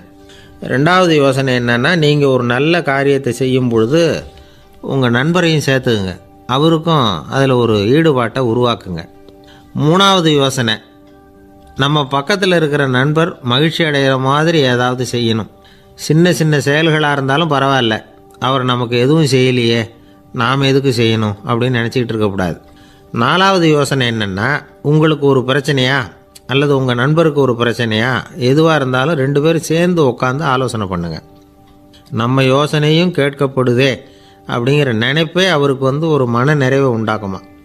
5வது யோசனை, உங்கள் நண்பர் ஏதோ ஒரு காரியத்தை செய்கிறார், நீங்கள் உடனே அவசரப்பட்டு நீ செய்கிறது தப்புன்னு தீர்ப்பு சொல்லக்கூடாது. அவர் அதை செய்யறதுக்கான நியாயங்கள் எவ்வளவோ இருக்கும், அதை புரிஞ்சுக்கிறதுக்கு முயற்சி பண்ணணும். 6வது யோசனை, உங்கள் நண்பர் என்ன சொன்னாலும் அதை பொறுமையாக கேளுங்க. அவர் சொல்கிறத புரிஞ்சுக்கணும், அவர் சொல்ல விரும்புகிறத புரிஞ்சுக்கணும், அவர் சொல்ல முடியாமல் தவிக்கிறதையும் புரிஞ்சுக்கணும். இப்படி 3 விதமாகவும் அவரை புரிஞ்சுக்கிட்டு அதுக்கு தகுந்த மாதிரி செயல்படணும். 7வது யோசனை என்னென்னா, உங்கள் நண்பர் உங்ககிட்ட ஏதோ ஒரு கருத்தை சொல்கிறார், அது உங்களுக்கு பிடிக்கல, அதுக்காக உடனே நீ சொல்கிறது சரியில்லை, நான் ஒத்துக்க மாட்டேன் அப்படின்லாம் மறுத்துக்கிட்டு இருக்கக்கூடாது. அவர் சொல்கிறத கேட்கணும், பொறுமையாக சிந்திக்கணும், அதுக்கப்புறம் பதில் சொல்லணும். இப்படிலாம் நடந்துக்கிட்டால் நண்பர்களுக்குள்ள கருத்து வேறுபாடு வர்றதுக்கு வாய்ப்பே இருக்காது அப்படின்னு வல்லுநர்கள் தொகுத்து சொல்லியிருக்கிறாங்க இந்த யோசனைகளை. எனக்கு தெரிஞ்ச சில நண்பர்கள் உண்டு, அவங்களுக்குள்ளேயும் கருத்து வேறுபாடுகள் வராமல் இருக்கிறதுக்கு சில நுட்பங்களை கையாளுறது உண்டு. ஒருத்தர் சொன்னார், அந்த டாக்டர் சின்ன வயசுலேருந்து என் கூட பழகினவர், நாங்கள் 2 பேரும் இணை பிரியாத நண்பர்கள். இருந்தாலும் எனக்கு உடம்பு சரியில்லைன்னா நான் அவர்கிட்ட வைத்தியம் பார்த்துக்க மாட்டேன் அப்படின்னார் ஒருத்தர். ஏன் அப்படின்னு கேட்டேன். எங்கள் நட்பு கெட்டுப்போடக்கூடாது இல்லையா, அதனால தான் அப்படின்னாரு இவர். ஒரு மனுஷனுக்கு 3 விதத்தில் கர்வம் உண்டாகிறதுக்கு வாய்ப்பு உண்டு. பணம், பதவி, புகழ். பணம் அதிகமாக வந்தால் கர்வம் வரலாம், பதவி பெருசாக வந்துட்டுதுன்னா கர்வம் வரலாம், புகழ் அதிகமாக போனாலும் கர்வம் வரலாம். இந்த 3 வகையான கர்வத்துக்கும் இடம் கொடுக்காமல் இருக்கிறாங்க பாருங்கள், அவங்க தான் சிறந்த மனிதர்கள். ஒரு பெரிய பொறுப்பில் இருக்கிறவங்களுக்கு கர்வம் வந்துடக்கூடாது. அப்படி வந்துட்டுதுன்னா அது எல்லாருக்கும் இடைஞ்சல். ஒரு ராஜா இருந்தார். அவர் ஒரு நாள் தன்னுடைய தலைநகரத்தை சுற்றி வந்துக்கிட்டு இருந்தார். ஒரு இடத்துல ஒரு அழகான நிலத்தை பார்த்தார். ஆஹா, இந்த இடத்துல நமக்குன்னு ஒரு மாளிகையை கட்டினா எவ்வளோ நல்லாயிருக்கும் அப்படின்னு நினச்சார். ராஜா நினச்சா அது முடியாத காரியமா? சரி, இந்த நிலம் யாருக்கு சொந்தம்னு விசாரிங்க அப்படின்னார் பக்கத்தில் இருந்தவங்க கிட்ட. அவங்கெல்லாம் ஓடி போய் விசாரித்தாங்க. அந்த இடம் ஒரு வயசான கிழவிக்கு சொந்தம், வயசான அம்மாவுக்கு சொந்தமாக. அந்த அம்மா தான் அதில் ஒரு குடிசையை போட்டு குடியிருந்துகிட்டு இருக்கிறாங்க. சரி, அந்த நிலத்துக்கு ஒரு விலையை நிர்ணயம் பண்ணி அதை அந்த வயசான அம்மா கிட்ட கொடுத்துருங்கோ அப்படின்னு உத்தரவு போட்டார் ராஜா. ஆனால் அந்த அம்மா, இது எங்கள் பூர்வீக இடம், இதை விற்க மாட்டேன் அப்படின்னு சொல்லிவிட்டுது. சரி, 2 பங்கு விலை கொடுக்குறோம்னு சொல்லி பாருங்க அப்படின்னாங்க. அப்படியே சொன்னாங்க அரண்மனை ஆட்கள். அதுக்கும் சம்மதிக்கலை அந்த அம்மா. இதை கேள்விப்பட்டதும் ராஜாவுக்கு கோபம் வந்துட்டுது. தன்னுடைய ஆளுங்களை கூப்பிட்டார். போய் அந்த குடிசையை பிரிச்சேரிங்க, காசெல்லாம் ஒன்றும் கொடுக்காதீங்க அப்படின்னு கத்தினார். அவ்வளோதான். அடுத்த நிமிஷம் அரண்மனை ஆசாமிகள் போனாங்க, குடிசையை பிரித்து எரிஞ்சாங்க. அந்த வயசான அம்மா இருக்குது, அதுவும் அந்த இடத்த விட்டு துரத்தி விட்டாங்க. அந்த இடத்துல ஒரு அரச மாளிகையை கட்டி முடிச்சிட்டாங்க. அந்த வயசான அம்மா பாவம், ராஜாவே இப்படி பண்ணால் யார்கிட்ட போய் முறையிட முடியும்? ஒரு ஞானி இருந்தார், அவர்கிட்ட போய் சொன்னாங்க. அவர் இவங்க சொன்னதை கேட்டு மனசில் வச்சுக்கிட்டார். ஒரு நாள் அந்த ராஜாவே இந்த ஞானியை கூப்பிட்டார். புதுசாக ஒரு மாளிகை கட்டியிருக்கிறேன், வந்து பாருங்கன்னு. சரின்னு சொல்லி இந்த பெரியவர் ஒரு நாள் அந்த மாளிகைக்கு போனார். சும்மா போகல, ஒரு கழுதையையும் ஓட்டிகிட்டு போனார். கொஞ்சம் சாக்குகள், வெத்து சாக்கு, அதையும் எடுத்து கழுதை முதுகில் போட்டு கழுதையை ஓட்டிகிட்டு போகிறார். ராஜா பார்த்தார். அவருக்கு இது ஆச்சரியமாக இருந்தது. என்ன இது, மாளிகைக்கு வந்துட்டு போங்கன்னு கூப்பிட்டா கழுதை, சாக்கு இதெல்லாம் கூப்பிட்டு வராரு, ஒன்றும் புரியலையேன்னு நினச்சார். எதுக்காக இதெல்லாம்னு கேட்டார். அரசருடைய தோட்டத்திலேருந்து கொஞ்சம் மண் எடுத்துகிட்டு போகிறதுக்கு ஆசைப்படுறேன், அதுக்கு நீங்கள் அனுமதி கொடுக்கணும் அப்படின்னாரு இவர். இது என்ன வேடிக்கையான கோரிக்கையாக இருக்குது அப்படின்னு நினச்சார் ராஜா. இருந்தாலும் மண் தானே கேட்குறாரு, எடுத்துகிட்டு போகட்டுமே அப்படின்னு நினச்சார். சரின்னு அனுமதி கொடுத்தார். அந்த பெரியவர் தோட்டத்துக்கு போனார், மண்ணை வெட்டினார், சாக்கில் போட்டு நிரப்புனார். ராஜாவை கொஞ்சம் கிட்ட வாங்கன்னு கூப்பிட்டார். இந்த மண் மூட்டையை தூக்கி கழுதையோட முதுகில் வைக்கணும், கொஞ்சம் உதவி பண்ணுங்கன்னார். ஓ, பண்ணுறேனே அப்படின்னு சொல்லி ராஜா கிட்ட போனார். மூட்டையை தூக்கி பார்க்குறாரு, முடியல, திணறி போயிட்டார். இப்போ அந்த ஞானி பேசினாராம். அரசே, இந்த ஒரு சாக்கு மண்ணையே உங்களால் தூக்க முடியல, அந்த கிழவிகிட்ட இருந்து அந்த அக்கிரமமாக அபகரித்த இந்த தோட்டம் பூராவையும் சுமக்கணும்னு ஆசைப்படுறீங்களே, அது உங்களால் முடியுமா அப்படின்னு கேட்டாராம். ராஜா யோசனை பண்ண ஆரம்பித்தார். தன்னுடைய செயலுக்காக வருத்தப்பட்டாராம். அந்த வயசான அம்மாவை உடனடியாக வரவழைச்சார். தாயே, தப்பு பண்ணிட்டேன், என்னை மன்னிச்சுக்குங்க, இன்னையிலேருந்து இந்த மாளிகையும் தோட்டமும் உங்களுக்கு தான் சொந்தம் அப்படின்னு சொல்லிவிட்டாராம். போகிறப்ப இந்த உலகத்திலேருந்து எண்ணத்தை எடுத்துகிட்டு போக போகிறோம், அதனால் ரொம்பவும் அலட்டிக்க வேண்டியதில்லை, கர்வப்பட வேண்டியதில்லை அப்படிங்கிறது ஒரு பெரிய உபதேசம். ஒரு பெரிய மனுஷன் சாக கிடந்தார், ரொம்பவும் அழுதார். ஏன் அழறீங்க அப்படின்னு கேட்டாங்க சுற்றி இருந்தவங்க.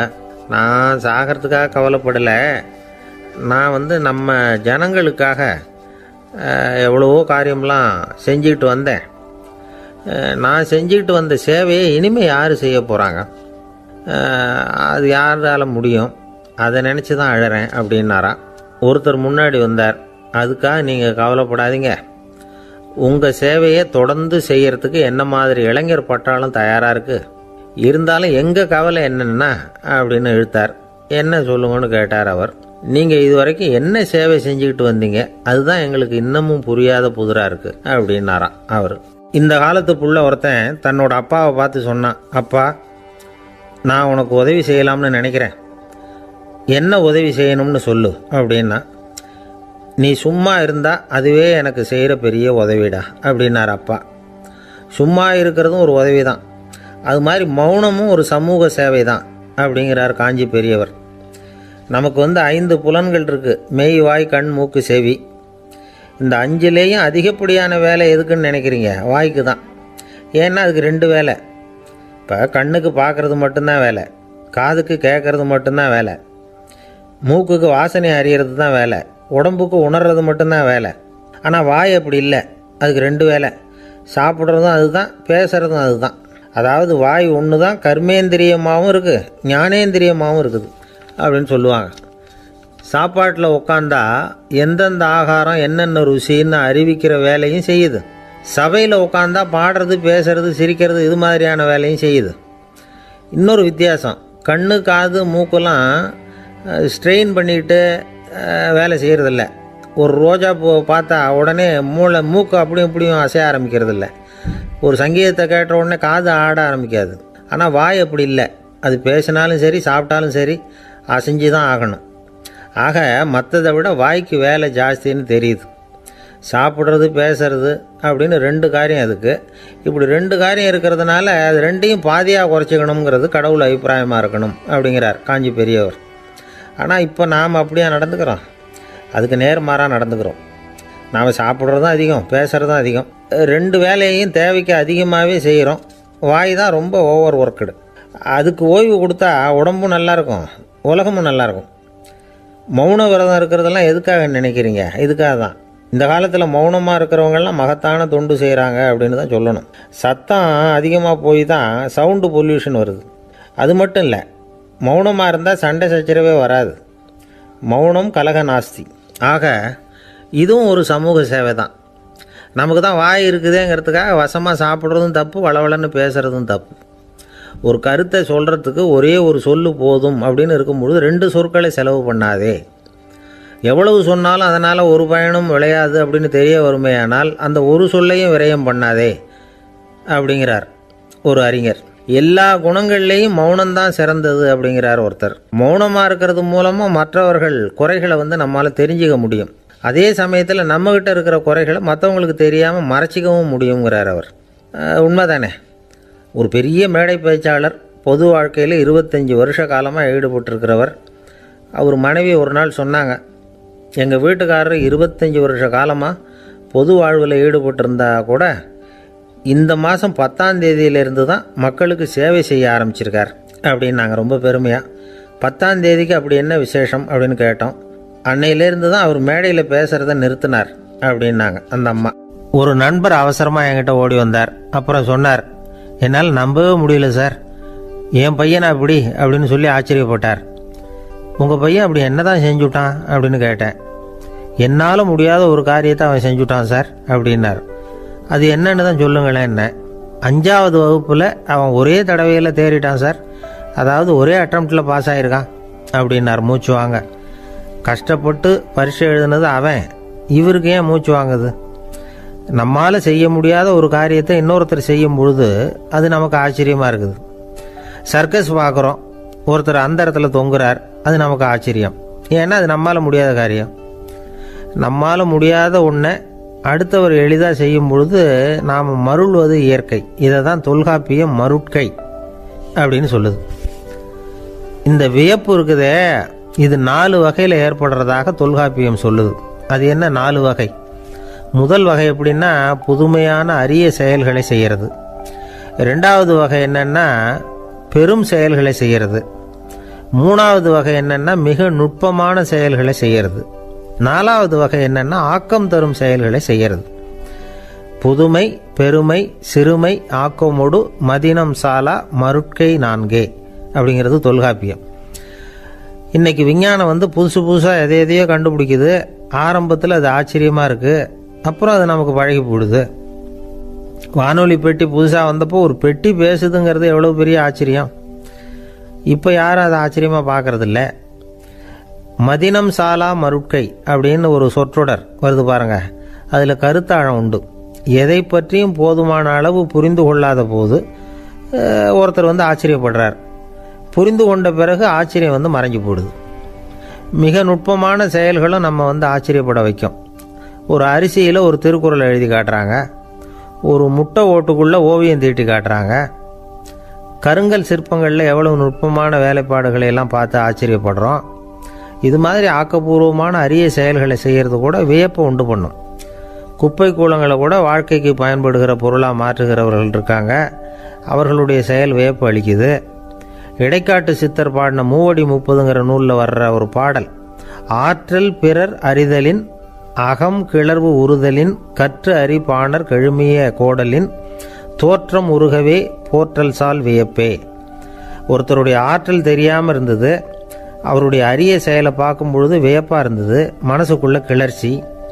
பாவலர்கள் இவர்களுடைய புகழை பாடி மற்றவர்களும் தெரிந்து கொள்ளுமாறு செய்கிறார்கள். அப்படிங்கிறது தான் ஒரு யதார்த்தமான உண்மை.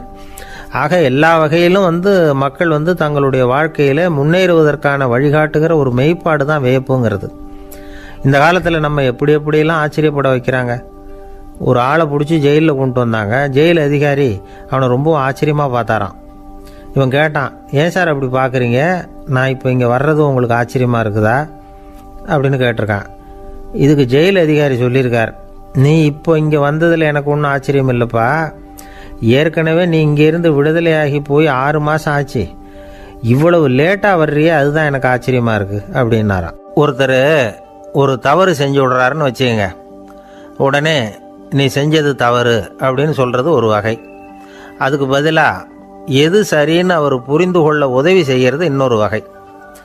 இந்த 2வது வகை இருக்கு பாருங்க, நிர்வாக இயலில் இது ரொம்ப முக்கியம். அலுவலகத்தில் வேலை பார்க்குற ஒருத்தர் முக்கியமாக தெரிஞ்சுக்க வேண்டியது என்ன தெரியுமா? சக ஊழியர்கள்கிட்ட எப்படி பழகணும், மேலதிகாரிகள்கிட்ட எப்படி பழகணும், தனக்கு கீழே வேலை செய்கிறவங்க கிட்ட எப்படி பழகணும், வாடிக்கையாளர்கள்கிட்ட எப்படி பழகணும், இவங்க எல்லார்கிட்டையும் செம்மையான உறவை ஏற்படுத்திக்கிறது எப்படி. இதையெல்லாம் சொல்லிக் கொடுக்குற பாடம் தான் இன்டர் பர்சனல் ஸ்கில், திறமையான உறவு அப்படிங்கிறது. எந்த வேலையில் இருந்தாலும் சரி, இந்த உறவுகளை வளர்க்கும் திறன் உள்ளவங்க சீக்கிரம் முன்னுக்கு வந்துடுறாங்க. மற்றவங்க கிட்ட உறவை பலப்படுத்திக்கிறது எப்படி அப்படின்னு தெரிஞ்சுக்கிட்டோம்னா எந்த ஒரு தடையையும் சுலபமாக தாண்டி செய்கிற தொழிலில் முன்னுக்கு வந்துடலாம். ஹார்வர்டு பல்கலைக்கழகத்தில் ஒரு கணக்கெடுப்பு பண்ணி பார்த்தாங்களாம். பார்க்குற வேலையில் எது மாதிரி குணாதிசயம் உள்ளவங்க வேகமாக முன்னுக்கு வர்றாங்க அப்படின்னு தெரிஞ்சுக்கிறதுக்காக இந்த கணக்கெடுப்பு. வெவ்வேறு துறையில் வேகமாக முன்னுக்கு வந்திருக்கிற பல பேரை சந்தித்து இந்த சர்வேயை நடத்தியிருக்கிறாங்க. அவங்க கண்டுபிடிச்சி சொல்லியிருக்கிற உண்மை என்ன தெரியுமா? ஒருத்தர் ஒரு வேலையில் இருந்தால் அது சம்பந்தப்பட்ட சப்ஜெக்ட் பற்றிய அறிவு 35% இருந்தால் போதுமா. ஆனால் உறவுகளை வளர்க்கக்கூடிய திறன், இன்டர் பர்சனல் ஸ்கில்லு 65% வேணும். இப்படி உள்ளவங்க சீக்கிரம் முன்னுக்கு வந்துடுறாங்களாம். அதனால் ஒருத்தருக்கு வேலை சரியாக புரியலைன்னா கூட விவரமாக மற்றவங்க கிட்ட பழகிறது எப்படின்னு புரிஞ்சால் போதும், அவர் முன்னுக்கு வந்துடலாம். அலுவலகங்களில் மட்டும் இல்லை, எல்லா இடங்கள்லையும் இது ரொம்ப முக்கியம். வீட்டுக்குள்ளேயும் இது ரொம்ப முக்கியம், வீட்டுக்கு வெளியேயும் இது முக்கியம். அடுத்தவங்க கிட்ட பழகிறது எப்படிங்கிறத தெரிஞ்சிக்காதவன் வாழ்க்கையில் முன்னேற முடியாது. இன்னைக்கு ஆயுதங்களால் காயப்படுத்தி கொள்ளுகிறவர்களை விட வார்த்தைகளால் காயப்படுத்தி கொள்ளுகிறவர்கள் தான் அதிகம். பெரியவங்க என்ன சொல்கிறாங்க தெரியுமா? நீங்கள் இந்த பூமியில் பிறந்ததன் அர்த்தம் பூர்த்தி ஆகணும்னா அடுத்தவங்களுக்கு உதவி பண்ணுங்க. அடுத்தவங்களுக்கு உதவி செய்ய முடியாவிட்டால் கூட பரவாயில்லை, ஆனால் யாரையும் புண்படுத்தி விடாதீங்க அப்படின்னு சொல்கிறாங்க. எனக்கு தெரிஞ்ச ஒருத்தர் ஒரு அலுவலகத்தில் வேலை பார்க்குறார். அவர் சொல்லுவார், எனக்கு இந்த இன்டர் பர்சனல் ஸ்கில் ரொம்ப அதிகம் சார், சக ஊழியர்கள்கிட்ட ரொம்ப சுமூகமாக நடந்துக்குவேன். என் கூட வேலை பார்க்குற ஒருத்தருக்கு ஏதாவது ஒரு கஷ்டம்னா அந்த சமயத்தில் அவர் செய்ய வேண்டிய வேலையை நான் செஞ்சுருவேன் சார் அப்படிம்பார். நான் அவர்கிட்ட சமீபத்தில் அப்படி ஏதாவது செஞ்சுருக்கீங்களா அப்படின்னு கேட்டேன். செஞ்சுருக்கேன் சார். போன வாரம் புதன்கிழமை ஆஃபீஸில் என் பக்கத்து சீட்டுக்காரருக்கு வயிற்று வலி, உடனே நான் மெடிக்கல் லீவ் போட்டுவிட்டு எங்கள் வீட்டுக்கு போயிட்டேன் சார் அப்படின்னார். ஒரு அம்மா தெருவில் உட்காந்து என்னத்தையோ தேடிட்டு இருக்கிறாங்க. அந்த அம்மா ஒரு சுஃபி ஞானி. அவங்க பேர் என்னன்னா ரபியா அல் அடாவியா. அந்த அம்மாவுக்கு கண் கூட தெளிவாக தெரியாது. அந்த பக்கமாக வந்த சில பேர் இவங்களுக்கு உதவி செய்கிறதுக்காக வந்தாங்க. என்ன தேடிட்டு இருக்கிறீங்க அப்படின்னு கேட்டாங்க. இதுக்கு அந்த அம்மா, அந்த கேள்வி அவ்வளவு முக்கியத்துவம் இல்லை, நான் தேடிகிட்டு இருக்கிறேன், உங்களால் முடிஞ்சால் எனக்கு உதவி பண்ணலாம் அப்படின்னாங்களாம். உதவி செய்ய வந்தவங்களுக்கு ஆச்சரியம். எதை தேடுறோங்கிறது தெரியாமல் இப்படி ஏன் நேரத்தை செலவழிக்கிறீங்க, நாங்கள் எப்படி உங்களுக்கு உதவ முடியும், எங்களுக்கு ஒன்றும் புரியலையே அப்படின்ட்டுருக்காங்க. சரி, உங்களை திருப்தி பண்ணுறதுக்காக சொல்கிறேன், ஒரு குண்டூசி தொலைஞ்சி போச்சு, அதை தேடுறேன் அப்படின்னாங்களாம் அந்த அம்மா. அதுக்கப்புறம் இவங்களும் சேர்ந்து தேட ஆரம்பிச்சிட்டாங்க. கொஞ்ச நேரம் ஆச்சு, ஒன்றும் கிடைக்கல. உதவி செய்ய வந்தவங்களும் அழுத்து போட்டாங்க. அப்புறம் கேட்டாங்க, பாருங்கம்மா, இது ரொம்பவும் பெரிய தெரு, அகலமான தெரு, அதனால் குறிப்பாக நீங்கள் எந்த இடத்துல அந்த குண்டூசியை தொலைச்சிங்க அதை சொல்ல முடியுமான்னாங்களாம். இதுக்கு அந்த அம்மா, நீங்கள் மறுபடியும் அர்த்தமில்லாத கேள்வியை கேட்குறீங்க, உங்கள் கேள்விக்கும் நான் தேடுறதுக்கும் என்ன சம்பந்தம்னாங்களாம். இதை கேட்டதும் அவங்க ஒரு மாதிரி ஆயிட்டாங்க. என்னம்மா நீங்கள் பைத்தியம் மாதிரி பேசுகிறீங்க அப்படின்னாங்களாம். சரி, உங்களை மறுபடியும் திருப்திப்படுத்துறதுக்காக சொல்கிறேன், அதை நான் எங்கள் வீட்டில் தொலைச்சுட்டேன் அப்படின்னாங்களாம். அப்புறம் எதுக்காக இங்கே தேடிட்டு இருக்கிறீங்க அப்படின்னு கேட்டிருக்காங்க. ஏன்னா இங்கே தான் வெளிச்சம் அதிகமாக இருக்குது, அங்கே வீட்டுக்குள்ளே இருட்டாக இருக்குது, அதனால் இங்கே தேடுறேன், வெளிச்சம் உள்ள இடத்துல தானே தேட முடியும் அப்படின்னாங்களாம் அந்த ஞானி. இந்த கதைக்கு என்ன அர்த்தங்கிறத பெரியவங்க சொல்கிறாங்க. அதாவது இந்த தேடுதல்ங்கிறது ஒரு வியாதி. அது நம்ம சதா அலைய வைக்கும், பைத்தியமாக மாற்றுறதுக்கு முயற்சி பண்ணோம். ஒரு காலம் அது நிறைவு அடையவே அடையாது. வாழ்வுங்கிறது ஒரு புரிந்து கொள்ள முடியாத சதா இயங்கி கொண்டிருக்கிற ஒரு செயல். அதுக்கு ஆரம்பமும் இல்லை, முடிவும் கிடையாது. எதையோ தேடணும் அப்படிங்கிற உந்துதல் நமக்குள்ளே இருக்கும், ஆனால் குறிப்பாக எதை தேடிட்டு இருக்கிறோம் அப்படிங்கிறது புரியாது. அப்படி ஏதாவது ஒன்றை தேடி அடைஞ்சிடுறோம்னு வச்சுக்கோங்க, உடனே ஒரு அதிருப்தி வந்துடும். அதனால் வாழ்க்கைங்கிறது சலிப்பு நிறைந்தது அப்படிங்கிற எண்ணத்தை உண்டாக்கிக்கிறோம். ஒன்று அடைஞ்சதுக்கு அப்புறம் இன்னொன்று தேட ஆரம்பிச்சிருவோம். ஆக இந்த தேடல்ங்கிறது நாம் ஒன்று அடைஞ்சாலும் அடையாவிட்டாலும் தொடர்ந்து நடந்துக்கிட்டு தான் இருக்கும். இதுக்கு முடிவே கிடையாது. இந்த உண்மையை நாம் நல்லா புரிஞ்சுக்கணும் அப்படிங்கிறது பெரியவங்களுடைய கருத்து. ஏழையும் தேடுறான், பணக்காரனும் தேடுறான், நோயாளியும் தேடுறான், நோய் இல்லாதவனும் தேடுறான், அதிகாரம் உள்ளவனும் தேடுறான், அதிகாரம் இல்லாதவனும் தேடுறான், முட்டாளும் தேடுறான், அறிவாளியும் தேடுறான்.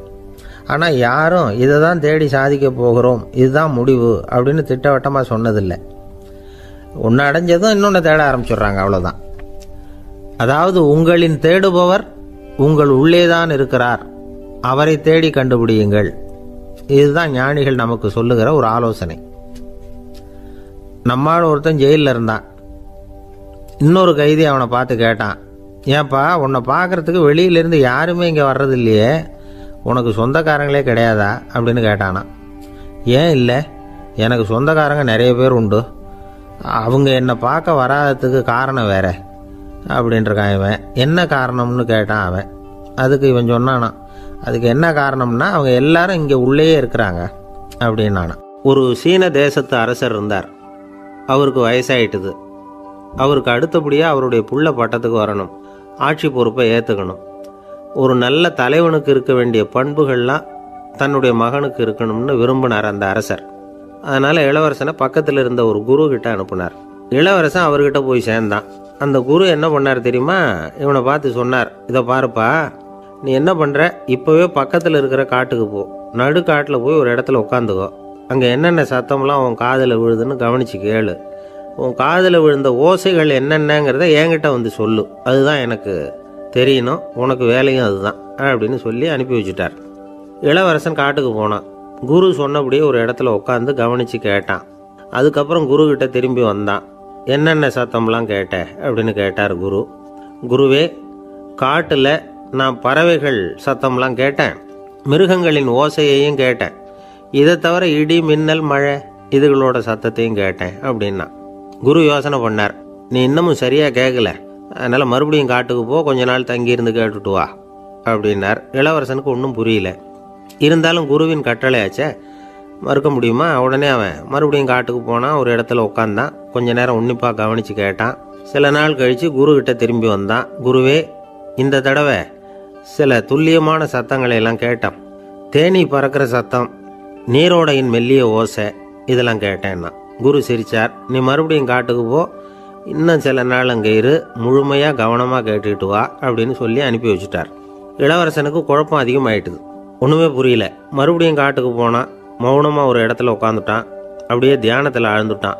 சில நாளில் அவனுக்கு இதுவரை கேட்காத ஓசைகள்லாம் கேட்க ஆரம்பிச்சிட்டுது. இதைத்தான் நான் கேட்கணும்னு என்னுடைய குரு எதிர்பார்த்துருக்கிறாருங்கிறத புரிஞ்சுக்கிட்டான்.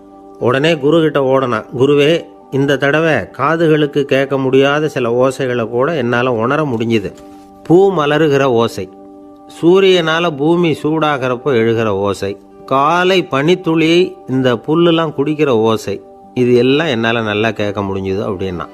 குருவுக்கு இப்போ தான் திருப்தி ஏற்பட்டு தான் இளவரசனை பார்த்து சொன்னார், இதை பாருப்பா, இப்போ தான் நாட்டை ஆளுகிற தகுதி உனக்கு வந்திருக்குது அப்படின்னு சொல்லி அதுக்கு விளக்கமும் கொடுத்தாராம். எந்த அரசன் தன்னுடைய மக்களின் எதையும் பேசுகிற மௌன மொழியை, மௌன வார்த்தைகளை கேட்குறானோ அவன்தான் ஆள தகுதி உள்ளவன். எந்த அரசன் தன்னுடைய மக்களின் உணர்ச்சிகளை உண்மையாக உணர்றானோ அவன்தான் முதன்மையான அரசன். போலி வார்த்தைகளை மட்டும் கேட்டுட்டு பல மௌன ராகங்களை காதில் வாங்கிக்காதவன் அரசனே இல்லை. எந்த நாட்டில் எப்போ ஒரு அரசன் தன்னுடைய மக்களின் உணர்ச்சிகளை கேட்க மறுக்கிறானோ அன்னையிலேருந்தே அந்த நாடு அழிய தொடங்குது அப்படின்னு அர்த்தம். இதுதான் அந்த குரு இளவரசனுக்கு போதிச்சது.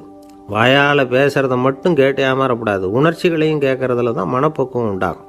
மக்கள் உணர்ச்சிகளை புரிந்து கொள்ளாத அரசர்கள் நீடிச்சிருக்க முடியாது.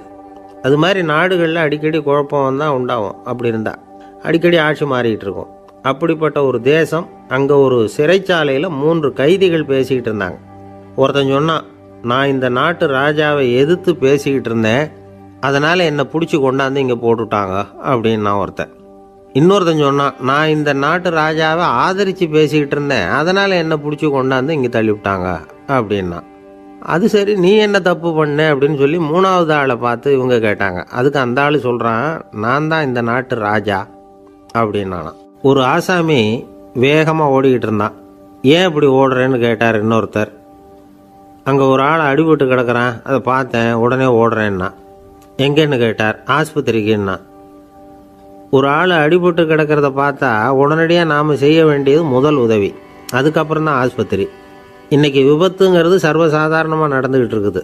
வாகன விபத்து, வெடிகுண்டு விபத்து, தீ விபத்து, கட்டடம் சரியறது, பூகம்பம், இப்படி நிறைய நடக்குது.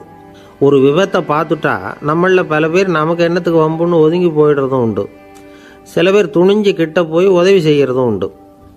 அப்படி உதவி செய்ய நினைக்கிறவங்களுக்கு உபயோகப்படுற தகவல் இது.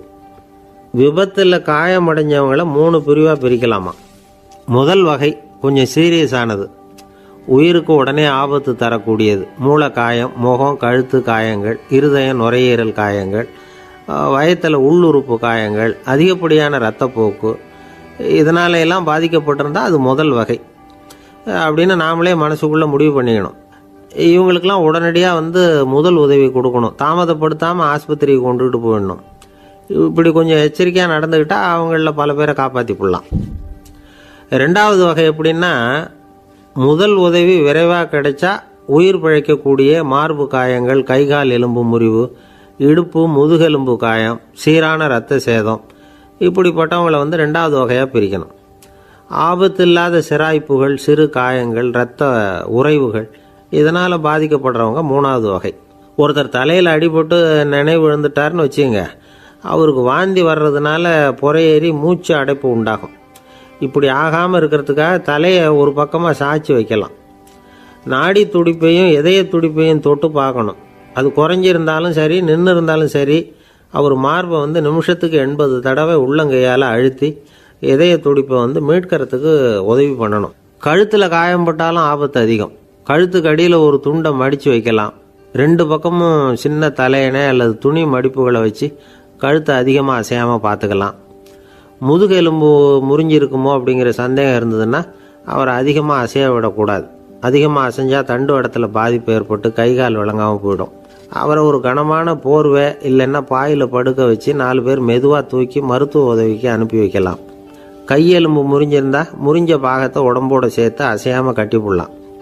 கால் எலும்பு முறிஞ்சிருந்தா மற்ற காலோட சேர்த்து கட்டி போடலாம்.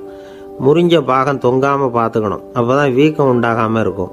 வெட்டு காயம், குண்டடிப்பட்ட காயம், இதிலெல்லாம் ரத்தப்போக்கு அதிகமாக இருக்கும்.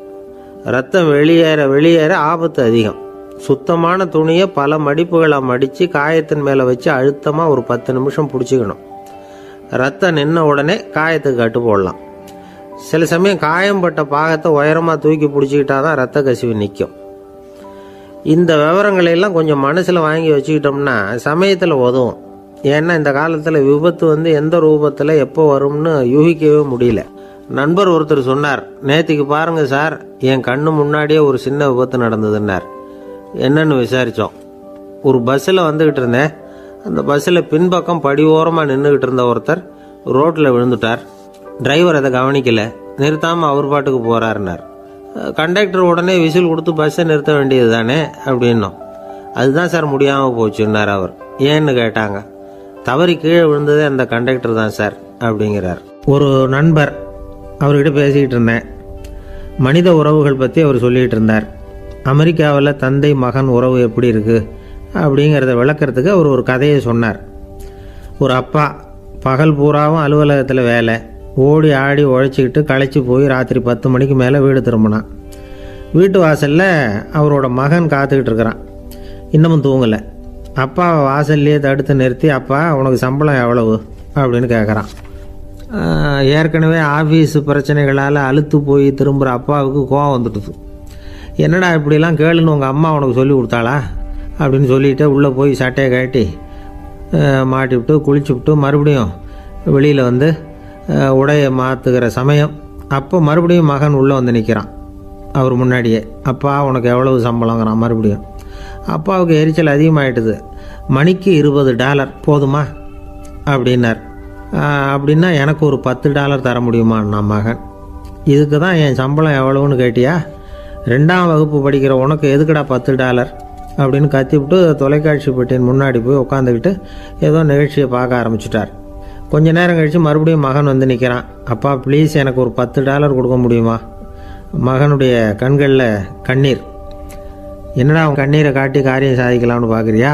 ஒரு காசு கூட கொடுக்க மாட்டான் போ அப்படின்னு விரட்டி விட்டான். மகன் கண்ணீரை தொடச்சிக்கிட்டே கண்ணை தொடச்சிக்கிட்டு பேசாமல் போய் படுத்துக்கிட்டானா. கொஞ்ச நேரம் ஆச்சு. அப்பாவோட கோபம் கொஞ்சம் கொஞ்சமாக குறைஞ்சிது. பிள்ளைகிட்ட கோபமாக கத்துனது தப்பு தாங்கிறது புரிஞ்சுது அவனுக்கு. எழுந்திரிச்சு போனான், படுக்கை இறக்கி போனான். மகனை பார்த்தான். அவன் தலையணையை கட்டி பிடிச்சிக்கிட்டு அழுதுகிட்டு இருக்கிறான். அவனை மெல்ல நெருங்கி அவங்ககிட்ட எதமாக பேசுகிறதுக்கு ஆரம்பித்தானான். எதுக்குடா உனக்கு $10 பள்ளிக்கூடத்தில் கேட்டாங்களா அப்படின்னு கேட்டானான். மகன் சொல்லியிருக்கான், இல்லை டாடி, உனக்கு 1 மணி நேரம் சம்பளம் $20ன்னு சொன்னேன். நீ ஏற்கனவே எனக்கு கொடுத்த பாக்கெட் மணி $10 என்கிட்ட இருக்குது. இப்போ நீ இன்னொரு $10 கொடுத்தீங்கன்னா அதையும் சேர்த்து $20 ஆகிடும். அந்த $20 நான் உனக்கு கொடுத்துருவேன். அப்படி கொடுத்தா நீ என் கூட 1 மணி நேரம் செலவழிப்ப இல்லையா? அதுக்காக தான் $10 கேட்டேன் அப்படின்னு சொன்னானான். அந்த அப்பா கண்ணு கலங்கி போச்சான். ஆதரவோடு தன்னுடைய மகனை கட்டி பிடிச்சி அழ ஆரம்பிச்சிட்டாராம். இதுதான் நண்பர் சொன்ன கதை. அமெரிக்கா மட்டும் இல்லை, உலகம் பூராவும் இன்றைக்கி மனித உறவுகள் இப்படி தான் மாறிட்டு இருக்கு. பெரியவர்கள் அறிவுரை என்ன தெரியுமா? உங்கள் குழந்தைகளிடமிருந்து குழந்தை பருவத்தை பிரித்து விடாதீர்கள் அப்படிங்கிறது தான். அதாவது இன்றைய குழந்தைகள் தங்கள் பிருந்தாவனத்தை இழந்து விடுகிறார்கள் அப்படிங்கிறது அவங்களுடைய கருத்து. இந்த நிலைக்கு நாம் காரணமாக இருந்துடக்கூடாது. குழந்தைகளோட விளையாடுவோம், குடும்பத்தோடு உறவாடுவோம் அப்படிங்கிறது தான் நம்முடைய நோக்கமாக இருக்கணும். இன்றைய உறவு முறைக்கு இன்னொரு உதாரணம் சொல்லுவாங்க. ஒருத்தர் வந்தாராம். அவர் பக்கத்தில் ஒரு சின்ன பையன். நாம் அவரை விசாரிக்கிறோம், யார் இந்த பையன் அப்படின்னா அவர் சொல்கிறார், இவன் எனக்கு தூரத்து உறவு அப்படின்னாராம். இந்த தூரத்து உறவுன்னா எப்படின்னு இருக்கான். இதுக்கு அவன் சொல்லியிருக்கிறான், இவன் எங்கள் அப்பாவுக்கு 8வது புள்ள அப்படின்னானா. ஒரு ஊரில் ஒரு பெரிய ஞானி இருந்தார். அவர் படுக்கையில் இருந்தார். இன்னும் கொஞ்ச நேரம்தான் அவர் இந்த உலகத்தில் இருக்க போகிறார். அவரை சுற்றி ஏகப்பட்ட கூட்டம். ஏற்கனவே அவருடைய உபதேசங்களை கேட்டவங்க பல பேர் அவரை சுற்றி நிற்கிறாங்க. அந்த ஞானி மெதுவாக கண்ணை திறந்து பார்க்குறார். எல்லாரும் அவருடைய கடைசி வார்த்தையை கேட்கறதுக்காக அவளோட காத்துக்கிட்டு இருக்கிறாங்க. அந்த ஞானி மெதுவாக பேச ஆரம்பித்தார். நான் என்னுடைய வாழ்நாள் பூராவும் உங்களுக்கு நிறைய போதனைகள் சொல்லிக்கிட்டு இருக்கிறேன். பேரானந்தம், மகிழ்ச்சி, தியானத்தன்மை, இதை பற்றியெல்லாம் சொல்லியிருக்கிறேன். இப்போ நான் வேற ஒரு கரைக்கு போய்கிட்டு இருக்கிறேன். நான் இனிமேல் இந்த கரையில் இருக்க மாட்டேன். நீங்கள் நான் சொன்னதையெல்லாம் கேட்டீங்க, ஆனால் எதையும் நீங்கள் நடைமுறைப்படுத்தி பார்க்கல. எல்லாம் கேட்டதோடு சரி, அதோடு விட்டுவிட்டீங்க. அப்புறம் அதை தள்ளி போட்டுக்கிட்டே வந்துட்டீங்க. மேலும் அதை தள்ளி போடுறதுல எந்த பிரயோஜனமும் கிடையாது. இப்போ நான் போய்கிட்டு இருக்கிறேன். உங்களில் யாராவது என்னோட வர்றதுக்கு தயாரா அப்படின்னு கேட்டார். அவ்வளவுதான். யாரும் வாயை திறக்கலை. ஒரே மௌனம், சத்தமே இல்லை. ஒருத்தர் பார்த்துக்கிட்டே நிற்கிறாங்க. அந்த கூட்டத்தில் ஒரு ஆள், அந்த ஞானி கூடவே 40 வருஷத்துக்கு மேலே இருந்திருக்கிறான். அவனும் வாயை திறக்காமல் இன்னொருத்தன் முகத்தை பார்த்துக்கிட்டே நிற்கிறான். இந்த சமயத்தில் பின்னாடி நின்றுக்கிட்டு இருந்த ஒருத்தன் கையை தூக்கினான். ஞானி அவனை பார்த்தார். சரி, ஒருத்தனுக்காவது நம்மோட வர்றதுக்கு தைரியம் இருக்குது அப்படின்னு நினச்சார். ஆனால் அந்த ஆள் என்ன சொன்னான் தெரியுமா? ஐயா, நீங்கள் கேட்குறப்போ நான் உடனே எழுந்திருக்கல, கையை மட்டும்தான் தூக்கினேன். என்ன காரணம்னா, நான் எப்படி அடுத்த கரைக்கு வந்து சேர்றதுங்கிறது தெரிஞ்சுக்கிறதுக்காகத்தான். அந்த விவரத்தை மட்டும் இப்போ உங்ககிட்ட இருந்து நான் தெரிஞ்சுக்க ஆசைப்பட்றேன். ஏன்னா இப்போ நான் உங்கள் கூட வர்றதுக்கு தயாராக இல்லை. எவ்வளவோ காரியங்களை நான் இன்னும் இங்கே முடிக்க வேண்டி இருக்குது. வீட்டுக்கு ஒரு விருந்தினர் வந்திருக்கிறார். என்னுடைய இளைய மகனுக்கு கல்யாணம் பண்ணி வைக்கணும். அதனால் இன்றைக்கி உங்கள் கூட வர முடியாது. அது மட்டும் இல்லை, இப்போ உங்கள் கூட அடுத்த கரைக்கு வந்தால் திரும்பி வர முடியாதுன்னு வேறு சொல்கிறீங்க. அதனால் இப்போ நான் வரல. இன்னொரு நாள் நிச்சயமாக நான் வர்றேங்க, வந்து உங்களை சந்திக்கிறேன். அதனால் இப்போ நீங்கள் இன்னொரு தடவை எங்களுக்கு விளக்கமாக சொல்லணும். ஏற்கனவே பல தடவை சொல்லியிருக்கிறீங்க. தயவு பண்ணி இப்போ ஒரு தடவை சொன்னீங்கன்னா சௌகரியமாக இருக்கும். அந்த அடுத்த கரையை அடையிறது எப்படி, இப்போ ஒரு தடவை அதை விளக்கமாக சொல்லிட்டிங்கன்னா நல்லா ஞாபகப்படுத்திக்குவேன். அது சரியான சமயம் வர்றப்போ இது எனக்கு உதவியாக இருக்கும் அப்படின்னு நானும். ஆனால் உண்மை என்ன தெரியுமா? அந்த சரியான சமயம் வரவே இல்லை அப்படிங்கிறது தான் உண்மை. இப்படி அந்த கதை முடியும். இந்த கதை அந்த ஒரு ஆளுக்கு மட்டும் இல்லை, கிட்டத்தட்ட எல்லாருக்குமே அது பொருந்தும் அப்படிங்கிறாங்க விவரம் தெரிஞ்சவங்க. எல்லாருமே அந்த சரியான தருணத்துக்காகத்தான் காத்துக்கிட்டு இருக்கிறாங்களாம். அதுக்காக ஜோசியம் பார்க்குறாங்க, கைரேகை பார்க்குறாங்க, நாளைக்கு என்ன நடக்குங்கிற ஆவலில் எல்லாரும் காத்துக்கிட்டு இருக்கிறாங்க. ஆனால் அந்த ஒரு நாள் ஒருபோதும் வரப்போகிறதில்ல. நீங்கள் தள்ளி போடுறதுக்காக பல அர்த்தமில்லாத காரணங்களை தேடுறீங்க அப்படிங்கிறார் ஒரு ஞானி. காத்திருக்கிறதுலேயே நம்ம காலம் ஓடி போயிடுது. ஏன்னா இன்றைக்கி நாம் சிந்திக்கிறது நாளைக்கு நாம் சிந்திக்கிறது இல்லை. ஒவ்வொரு நாளும் ஒவ்வொரு மாதிரி போயிடுது. நாளைக்கு மறுநாளை பற்றியே சிந்திக்கிறோம். இப்படியே அது பாட்டுக்கு போயிடும். கரையை தொட்டு பார்க்குறது எப்போ, இதுதான் கேள்வி. நமக்கு வேண்டியப்பட்ட ஒருத்தர் ஒரு ரயில்வே பிளாட்ஃபாரத்தில் நின்றுட்டு இருக்கிறார். அங்கே இருக்கிறவங்க கிட்ட கேட்குறாராம், விசாரிக்கிறார். ஏங்க கிழக்க போகிற ரயில் போயிட்டுதுங்களான்னாராம். போயிட்டுதுன்னு இருக்கிறாங்க. கொஞ்ச நேரம் கழித்து ஏங்க மேற்க போகிற ரயில் போயிட்டுதுங்களான்னு கேட்டிருக்காரு. போயிட்டுதுங்களான் இருக்காங்க. அப்புறம் கொஞ்ச நேரம் கழித்து மறுபடியும் ஏங்க 10:30 மணி வண்டி போயிட்டுதான்னு கேட்டிருக்காரு. தொடர்ந்து காலையிலேருந்து சாயந்தரம் வரைக்கும் இப்படி ஒரே இடத்துல நின்றுட்டு கேட்டுக்கிட்டே இருக்கிறார். இதை பார்த்துக்கிட்டு இருந்த ஒருத்தர் அவர்கிட்ட ஏங்க நீங்கள் எங்கே போகணும் அப்படின்னு கேட்டாராம். இவர் மெதுவாக சொன்னாராம், இந்த ரயில்வே லைனை தாண்டி அந்த பக்கம் போகணும் அப்படின்னாராம். நம்பிக்கை இல்லைன்னா இந்த உலகத்தில் நாம் நடமாடவே முடியாது. அவநம்பிக்கையோடு இருந்துக்கிட்டு இருந்தால் என்றைக்கும் அவஸ்தை தான். நாம் நம்புறது நடக்குதோ இல்லையோ அது வேறு விஷயம். ஆனால் எதையும் நம்பி தான் நாம் அடி வைக்க வேண்டியிருக்கு. வேறு ஒன்றும் வேணாம், ஒரு லாட்ரி சீட்டு வாங்குகிறோம். அது எங்கே நமக்கு விழப்போகுது அப்படிங்கிற அவநம்பிக்கையோடவா வாங்குகிறோம்? பரிசு நமக்கு தான் அப்படிங்கிற நம்பிக்கை உள்ளூர இருக்கிறதுனால தான் அதை வாங்குகிறோம். இருந்தாலும் முடிவு வேறு மாதிரி ஆகிடுது. அதுக்காக மனசு சோர்ந்து போகிறதில்ல. அடுத்த மாதமும் சீட்டு வாங்குகிறோம். இந்த நம்பிக்கை தான் மனித வாழ்க்கைக்கு ஆதாரம். ஒரு கடையில் போய் டீ சாப்பிட்றீங்க. அந்த டீ நல்ல டீ தானா, அதில் விஷம் கலந்துருக்குமா அப்படிங்கிற சந்தேகம் வந்துட்டுதுன்னு வச்சுங்க. அதுக்கப்புறம் அதை எப்படி நீங்கள் சாப்பிட முடியும்? நம்பி தான் சாப்பிட்ணும். ரயில் ஒழுங்காக போய் சேருங்கிற நம்பிக்கை இருக்கிறதுனால தான் அதில் ஏறி உட்காடுறோம்.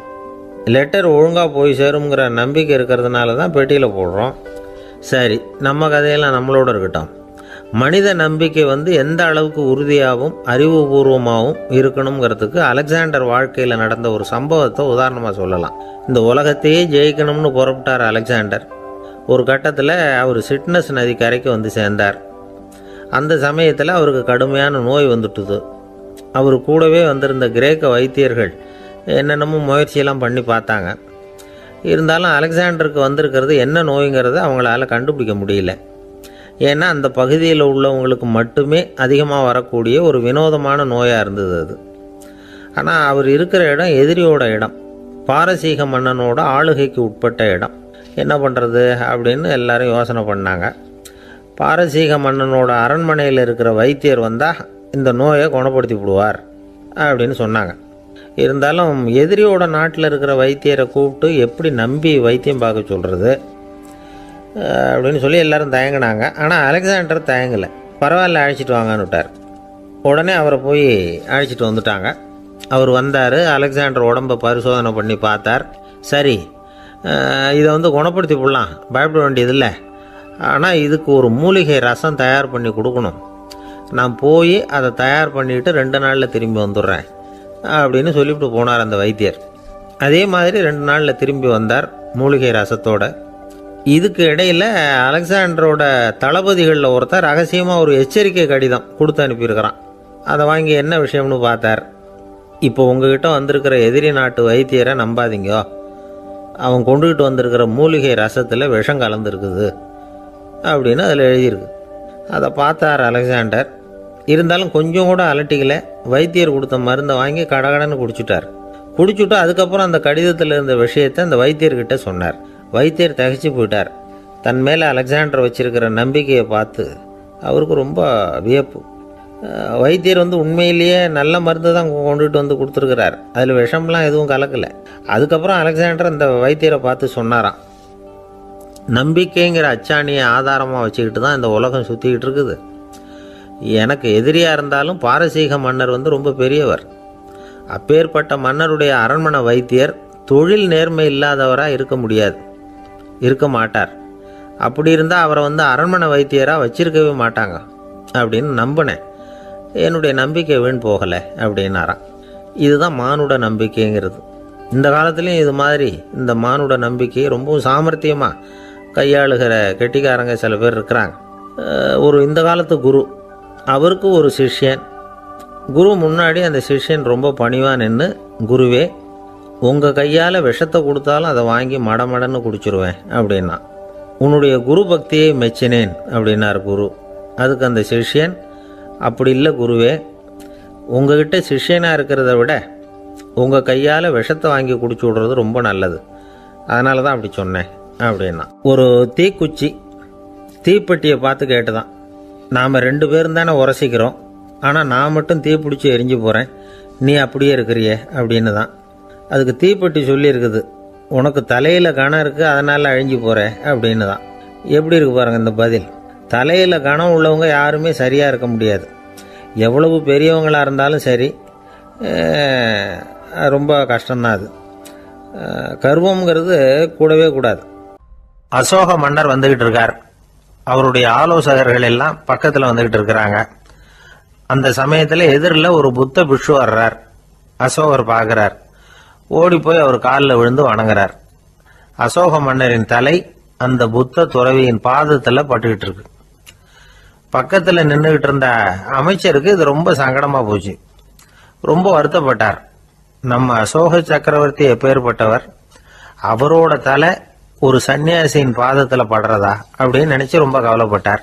அரண்மனைக்கு திரும்பினதும் அமைச்சர் மெதுவாக ஆரம்பிச்சார். அரசே, எனக்கு ரொம்ப வருத்தமா இருக்குது அப்படின்னார். எதுக்குன்னார் மன்னர். அசோக சக்கரவர்த்தியின் தலை, அதாவது அந்த சிரம், ரொம்ப மதிப்புமிக்க ஒன்று. அது ஒரு சன்னியாசியின் காலில் படலாமா அப்படின்னார். அசோகர் பதில் சொல்லல, சிரிச்சார், போயிட்டார். அதுக்கப்புறம் ஒரு சரியான சந்தர்ப்பத்துக்காக காத்துக்கிட்டு இருந்தார். ஒரு நாள் அமைச்சரை கூப்பிட்டார். எனக்கு 3 தலைகள் வேணும் அப்படின்னார். சொல்லுங்க, கொண்டுகிட்டு வரேன் அப்படின்னார் அமைச்சர். அசோகர் சொன்னார், முதல்ல எனக்கு தேவையானது ஒரு ஆட்டின் தலை, 2வது ஒரு புலியின் தலை, 3வது ஒரு மனிதனின் தலை. இதுதான் அசோகர் கேட்டது. எங்க இருந்தாலும் கொண்டு வாங்கன்னார். அமைச்சர் புறப்பட்டார். ஆட்டுத்தலை புலித்தலை கிடைச்சிட்டுது. அப்புறமா ஒரு சுடுகாட்டுக்கு போய் ஒரு மனித தலையும் சேகரம் பண்ணிட்டு ராஜா கிட்ட வந்துட்டார். அரசே, உங்கள் ஆணைப்படி 3 தலைகளையும் கொண்டு வந்திருக்கிறேன்னார். அசோகர் பார்த்தார். ரொம்ப நல்லது, இப்ப இது 3ஐயும் எடுத்துக்கிட்டு போய் சந்தையில வித்துட்டு வாங்க அப்படின்னார். அமைச்சர் அதுகளை எடுத்துக்கிட்டு சந்தைக்கு போனார். முதல்ல ஆட்டுத்தலை நல்ல விலைக்கு வித்து போச்சு. நல்ல விலை கொடுத்து வாங்கிட்டு போட்டாங்க. அடுத்தபடியா புலி தலைய ஒருத்தர் வாங்கிட்டார். அதை பாடம் பண்ணி வீட்டில் மாட்டி வைக்கலாமே அப்படின்னு நினைச்சு அதையும் வாங்கிட்டு போட்டார். மனித தலையை மட்டும் வாங்குறதுக்கு யாரும் முன் வரல. எல்லாரும் அதை பார்த்துட்டு விலகி போக ஆரம்பிச்சாங்க. அமைச்சர் திரும்பி வந்தார். அரசே, இந்த தலையை மட்டும் யாரும் வாங்க மாட்டேங்கிறாங்க அப்படின்னார். சரி, பரவாயில்ல, இதை இலவசமாவே எனாமாவே யாருக்கிட்டையாவது கொடுத்துட்டு வந்துருங்க அப்படின்னார். அமைச்சர் மறுபடியும் சந்தைக்கு போனார். இதை இலவசமா தரேன், இதை வாங்கிக்கோங்க அப்படின்னார். அப்பவும் அதை யாரும் வாங்கிக்கிறதுக்கு தயாரா இல்லை. மறுபடியும் திரும்பி மன்னர்கிட்ட விவரத்தை சொன்னார். இப்போ மன்னர் சொல்றார், அமைச்சரே, உயிர் இருக்கிற வரைக்கும் தான் இந்த தலைக்கு மதிப்பு. ஜீவன் போனதுக்கு அப்புறம் அதோட மதிப்பும் போயிடுது. அதனால மதிப்பு இருக்கும் பொழுதே பெரியவர்கள் பாதம் பணிந்து அந்த புனிதத்தை வந்து பெற்றுக்கொள்ளணும் அப்படின்னார். பணிவுங்கிறது வேற, அடிமைத்தனம்ங்கிறது வேற. பெரியவர்களை பணிவது நமக்கு பெருமை தரக்கூடிய விஷயம். இதை வந்து மனசுல வச்சுக்கிட்டு எப்போ காலில் விழணும், எப்போ காலில் விழக்கூடாது அப்படிங்கிறத முடிவு பண்ணிக்கணும். ஒரு சாதாரண ஆள் நடந்து வந்துகிட்டு இருந்தார். எதிரில் வந்த ஒரு பெரிய மனுஷன் ஓடி போய் அவர் காலில் விழுந்து தன்னுடைய தலையை அவர் பாதத்தில் கொண்டு போய் வச்சார். கொஞ்ச நேரம் கழிச்சு எழுந்திரிச்சு வந்துட்டார். வந்த பிறகு இவரை கேட்டேன், ஏன் திடீர்னு ஓடி போய் அந்த ஆளு காலில் விழுந்தீங்க அப்படின்னு. அவர் போட்டிருக்கிறது என்னோட காணாம போன செருப்பான்னு கண்டுபிடிக்கிறதுக்காக அப்படி விழுந்தேன் அப்படின்னார். ஒரு காட்டுல ஒரு நரி இருந்தது. ஒரு நாள் காலை நேரம் அது தன்னுடைய இருப்பிடத்திலிருந்து வெளியில வந்தது. கொஞ்ச தூரம் நடந்து வந்தது. அப்பதான் அது தன்னோட நிழலை கவனிச்சு பார்த்தது. பார்த்தா அது ரொம்ப நீளமா பெருசா இருக்குது. காலை நேரத்துல நிழல் அப்படித்தானே இருக்கும். ஆனா அந்த நரிக்கு அந்த விஷயம் தெரியல. தன்னுடைய நீண்ட பெரிய நிழலை பார்த்து ஆச்சரியப்பட்டது. ஆஹா, நாம இவ்வளவு பெருசாவா இருக்கிறோம் அப்படின்னா என்னுடைய காலை சாப்பாட்டுக்கு ஒரு யானை இல்லைன்னா ஒரு ஒட்டகம் கிடைச்சாதான் சரியா இருக்கும் போல இருக்கு அப்படின்னு முடிவு பண்ணிக்கிட்டது. உடனே ஒரு யானை அல்லது ஒட்டகத்தை தேடி அலைஞ்சது, எங்க கிடைக்கும்னு. கிடைக்கவே இல்லை. மத்தியானம் 12 மணி ஆயிட்டுது. பசியோடு அலையுது. இப்ப தன்னோட நிழலை பார்த்தது. அது மத்தியான நிழல் எப்படி இருக்கும், அது ரொம்பவும் குறுகி போய் தெரிஞ்சுது. உடனே அந்த நரி என்ன நினைச்சுக்கிட்டு தான் தெரியுமா, காலை ஆகாரம் சாப்பிடாததுனால நம்ம உடம்பு இப்படி அழிச்சு போட்டுதே அப்படின்னு நினைச்சுக்கிட்டு தான். கொஞ்ச நேரம் கழிச்சு மறுபடியும் தன்னுடைய நிழலை பார்க்குது. அது இன்னமும் குறுகி போய் காலடியிலேயே வந்துட்டுது. அதுக்கு பயமா போயிடுது. ஐயோ, இன்னும் கொஞ்ச நேரத்துல நாம இறந்துருவோம் போல இருக்க. இப்ப என்ன செய்யறது? இந்த சமயத்துல ஒரு எறும்பு கிடைச்சா கூட போதும், அதை வந்து நம்ம காலை ஆகாரமா நினைச்சு சாப்பிட்டுள்ளாமே அப்படின்னு நினைச்சுதான். நம்முடைய நிழல் கூட நம்மள மாதிரியே தான் அடிக்கடி மாறிக்கிட்டே தான் இருக்குது. அது எப்பவும் ஒரே மாதிரி இருக்கிறது இல்ல. மனிதனுக்கு ஏற்படுகிற தன்முனைப்பு இருக்கு பாருங்க, ஈகோ, அது கூட ஒரு நிழல் மாதிரி தானா. அப்படி நினைக்க ஆரம்பிச்சுட்டா அதனால ஏதும் பிரச்சனை வராதான். தன்முனைப்பை வந்து நிழல் போலவே ஏற்றுக்கொள்ளுங்கள் அப்படிங்கிறது பெரியவங்க கருத்து. ஒரு காரியத்தை வெற்றிகரமா நல்ல விதமா செஞ்சு முடிக்கிறோம்னு வச்சுக்கோங்க. அந்த சமயத்துல ஒரு வித நுட்பமான தற்பெருமை நமக்குள்ள உண்டாகுது. இது இயற்கையானது, அதனால இது மேல பற்று வைக்கக்கூடாது. அப்படி வைக்க ஆரம்பிச்சுட்டா அந்த தற்பெருமை ஒரு நிரந்தர விருந்தாளியா நம்ம கிட்ட தங்கிக்கும். நம்ம நிழல் எப்படின்னு பாருங்க, நாம நடக்கும் பொழுது நம்ம பின்னாடியே வரும். தன்முனைப்பையும் அப்படியே நினைச்சுக்குங்க. நிழல் வந்து யாருக்கும் எந்த பிரச்சனையையும் உண்டாக்குறது இல்லை. ஆனா அந்த நிழலை கண்டே நாம பயப்பட ஆரம்பிச்சுட்டா நாம எதுலையும் வெற்றி காண முடியாது. நிழலோட சண்டை போடக்கூடாது. அது மாதிரி தன்முனைப்போடவும் நாம வந்து சண்டை போட வேண்டியதில்லை. இல்லாத ஒன்றோடு சண்டை போடுறது எப்படின்னா, அது இருட்டோட சண்டை போடுறது மாதிரி. நாம வந்து நிழல் கிடையாது, நம்ம கிட்ட இருக்கிற தன்முனைப்பு ஒரு நிழல். நம்ம நிழலையும் நமக்கு சமமா பாக்குறோம் பாருங்க, அங்கதான் சிக்கலே ஆரம்பம். இப்போ நாம நடந்து போய்கிட்டு இருக்கிறோம். நம்ம நிழல் வந்து தரையில விழுது. யாரோ ஒருத்தர் நம்ம நிழல் மேல காலை வச்சு நடந்து போறார். உடனே அவர்கிட்ட சண்டைக்கா போறோம், ஏண்டா என் நிழலை மிதிச்ச அப்படின்னு. நமக்கு தெரியும் அது நிழல் தாங்கிறது. அவர் உங்க மேல நடக்கல, உங்களுடைய நிழல் மேலதான் நடக்கிறார். அது மாதிரி உங்க தன்முனைப்பின் மேல யாராவது நடந்தா உங்களை அவமானப்படுத்துறதா நினைக்கிறீங்க. காரணம், நாமளும் நம்ம தன்முனைப்பும் ஒண்ணுங்கிற நினைப்பு தான் காரணம். மற்றபடி வேற ஒண்ணும் கிடையாது. நம்ம நிழல் மேல நடக்கிறவர் நம்மளை காயப்படுத்துறது இல்லை. தன்முனைப்பை வேண்டாத ஒன்னாவும் பார்க்க வேண்டியதில்லை. அது வந்து இயற்கை. நிழலை வந்து உங்க முன்னாடி வைக்க வேணாம், அது உங்க பின்னாடியே இருக்கட்டும். நிழலின் நிழலாகி விடாதீர்கள், நீங்கள் நீங்களாகவே இருங்கள். இதுதான் சான்றோர் சிந்தனை. ஒரு பேருந்துல ஒரே நெரிசல். ஒருத்தர் பக்கத்துல நின்றுகிட்டு இருந்தவர்கிட்ட ரொம்ப பணிவா விசாரிச்சார், ஏன் சார் நீங்க ஏதாவது பெரிய உத்தியோகத்துல இருக்கிறீங்களா அப்படின்னார். அப்படிலாம் ஒண்ணும் இல்லைங்கன்னார் அவரு. அப்படின்னா வேற ஏதாவது அரசியல்ல பெரிய பதவியில் இருக்கிறீங்களா அப்படின்னு கேட்டார். அதுவும் இல்லைங்கன்னார். சரி, பணமாவது அதிகமா வச்சிருக்கீங்களா அப்படின்னு கேட்டார். அப்படிலாம் ஒன்றும் கிடையாது சார்னார் அவரு. அப்புறம் எதுக்குடா என் காலை மிதிச்சுக்கிட்டு இருக்கிற, எடுறா காலை அப்படின்னாராம் இவர். ஒரே ஒரு ஊர்ல ஒரு பாதிரியார் இருந்தார். ரொம்ப நாள் சந்தோஷமா வாழ்ந்தார். ஒரு நாள் அவர் மடத்து சமையல் அறையில் பாத்திரங்களை கழுவி துலக்கி சுத்தப்படுத்திக்கிட்டு இருந்தார். அந்த சமயத்தில் ஒரு தேவதூதன் அவர் முன்னாடி வந்து நின்னான். இவர் நிமிர்ந்து பார்த்தார். ஆண்டவர் என்னை உங்ககிட்ட அனுப்பியிருக்கிறார், பரலோகத்தில் வாசம் செய்யறதுக்கு உங்களுக்கு நேரம் வந்துட்டுது அப்படின்னு நான் அந்த ஆள். ஆண்டவருக்கு என்னோட ஞாபகம் வந்ததுக்கு நன்றி. ஆனாலும் இப்போ இங்கே நீயே பாரு, எவ்வளவு பாண்டங்கள் பாக்கி இருக்கு, இவ்வளவையும் நான் சுத்தப்படுத்த வேண்டியிருக்கு. நான் நன்றி கெட்டவனாக இருக்க விரும்பலை. இந்த பணியை முடிக்கிற வரைக்கும் என்னுடைய பரலோக வாழ்வை தள்ளி வைக்க முடியுமா? நீ என்ன நினைக்கிற அப்படின்னு கேட்டார். தேவதூதன் தனக்கே உரிய விவேகத்தோட அன்போட பாதிரியாரை பார்த்தான். சரி, என்ன செய்யலாம்ங்கிறத அப்புறம் சொல்கிறேன் அப்படின்னு சொல்லிவிட்டு புறப்பட்டு போயிட்டான். ஒரு நாள் அந்த பாதிரியார் தோட்டத்தில் உள்ள களைகளையெல்லாம் ஒரு களை கொத்தியால் கொத்தி களை எடுத்துக்கிட்டு இருக்கிறார். அந்த சமயத்தில் இந்த தேவதூதன் மறுபடியும் அவர் முன்னாடி நிற்கிறான். பாதிரியார் பார்த்தார். இதை பாரு, இந்த தோட்டம் பூராவும் எவ்வளவு களை மண்டி கிடக்கு, பரலோகம் கொஞ்ச காலம் எனக்காக பொறுத்திருக்கலாம்னு நீ நினைக்கிறியா அப்படின்னு கேட்டார். தேவதூதன் சிரிச்சுக்கிட்டே மறுபடியும் மறைஞ்சிட்டான். மறுபடியும் அவர் களை எடுக்கிறது, தானிய களஞ்சியத்துக்கு வர்ணம் பூசுறது, இப்படிப்பட்ட வேலைகளில் ஈடுபட்டிருக்கார். இன்னொரு நாள் ஒரு மருத்துவமனையில் நோயாளிகளை கவனிச்சிக்கிட்டு ரொம்ப தீவிரமாக இருக்கிறார் அந்த பாதிரியார். ஒரு நோயாளியோட தாகத்துக்கு தண்ணீர் கொடுத்துட்டு நிமிர்ந்து பார்க்குறப்போ தேவதூதன் மறுபடியும் அவர் முன்னாடி நிற்கிறான். இந்த தடவை பாதிரியார் தன்னலமற்றவராக பேரன்பை காட்டக்கூடிய வகையில் தன்னுடைய 2 கைகளையும் உயர்த்தியபடி தேவதூதனின் கவனத்தை பிணியால் வாடக்கூடிய நோயாளிகளின் பக்கம் திருப்பினாராம். தேவதூதன் ஒன்றும் சொல்லலை, மறைஞ்சிட்டான். அன்னைக்கு சாயந்தரம் பாதிரியார் மடத்தில் உள்ள தன்னுடைய அறைக்கு போய் இளைப்பாறினார். யோசித்து பார்த்தார்.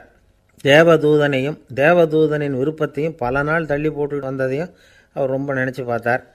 திடீர்னு தான் முதுமை அடைகிறதையும் சோர்வு அடைகிறதையும் உணர்ந்தார்.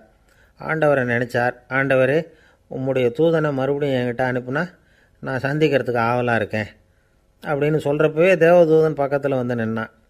பாதிரியார் நிமிர்ந்து பார்த்தார். நீ இப்போவே என்னை அழைச்சிக்கிட்டு போக விரும்பினா நான் பரலோகத்துக்கு வர்றதுக்கு தயாராக இருக்கேன்னார். தேவதூதன் அந்த பாதிரியாரை அன்போடவும் விவேகத்தோடவும் பார்த்து, நீங்கள் என் கூட பரலோகத்துக்கு வர்ற தயாராக இருக்கிறதா சொல்கிறீங்க, ஆனால் நீங்கள் இதுவரைக்கும் வேறு எங்கே இருந்ததா நினைக்கிறீங்க அப்படின்னு. அப்படின்னா இதுவரைக்கும் இருந்த இடம்தான் பரலோகம் அப்படிங்கிறத உணர்த்தியிருக்கிறான். பரலோகம்னா என்னென்னு புரிஞ்சுக்கிறதுக்கு இந்த சம்பவம் நமக்கு உதவியாக இருக்குது. தொண்டு செய்கிறத விட பெரிய செயல் வேறு எதுவும் இருக்க முடியாது. அது நம்ம மனசுக்கு கொடுக்குற சுகத்தை வேறு எதுவும் கொடுக்க முடியாது. நாம் தொண்டு செய்கிற இடம் தான் அந்த புண்ணிய இடம். ஆனால் இந்த காலத்துல எல்லாம் நாம் தொண்டு செய்யணும்னு நினச்சி ஏதாவது ஆரம்பித்தா கூட அதை ஒரு மாதிரியாக சுற்றி நின்று வேடிக்கை பார்க்க ஆரம்பிச்சிடுறாங்க. ஒரு பெரியவர் அப்படி தான் ஒரு தொண்டு செஞ்சுக்கிட்டு இருந்தார். ஒரு கோவில் கட்டிக்கிட்டு இருந்தாங்க. அதில் ஒரு இடத்துல ஒரு பலகையை வச்சு ஆணி அடிக்கிற வேலையை செஞ்சுக்கிட்டு இருந்தார் அந்த பெரியவர். ஒரு சின்ன பையன் அதை ரொம்ப ஊக்கமாக அக்கறையாக கவனிச்சிக்கிட்டு இருந்தான்.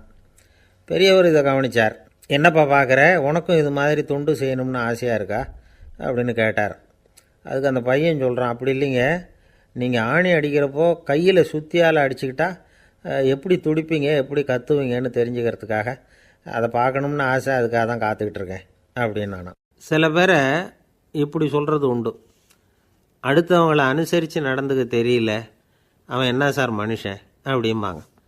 சக மனிதர்களோடு எப்படி பழகிறது அப்படின்னு தெரியாததுனாலேயே பல பேர் இன்றைக்கி சங்கடப்பட்டுக்கிட்டு இருக்கிறாங்க. வசதி வாய்ப்பெல்லாம் சரியாக இருக்கும், ஆனால் வாழ்க்கை சரியாக இருக்காது. இன்னொருத்தர்கிட்ட எப்படி பேசுறது பழகிறதுங்கிறது தெரியாததுனால தான் இந்த அவஸ்தை.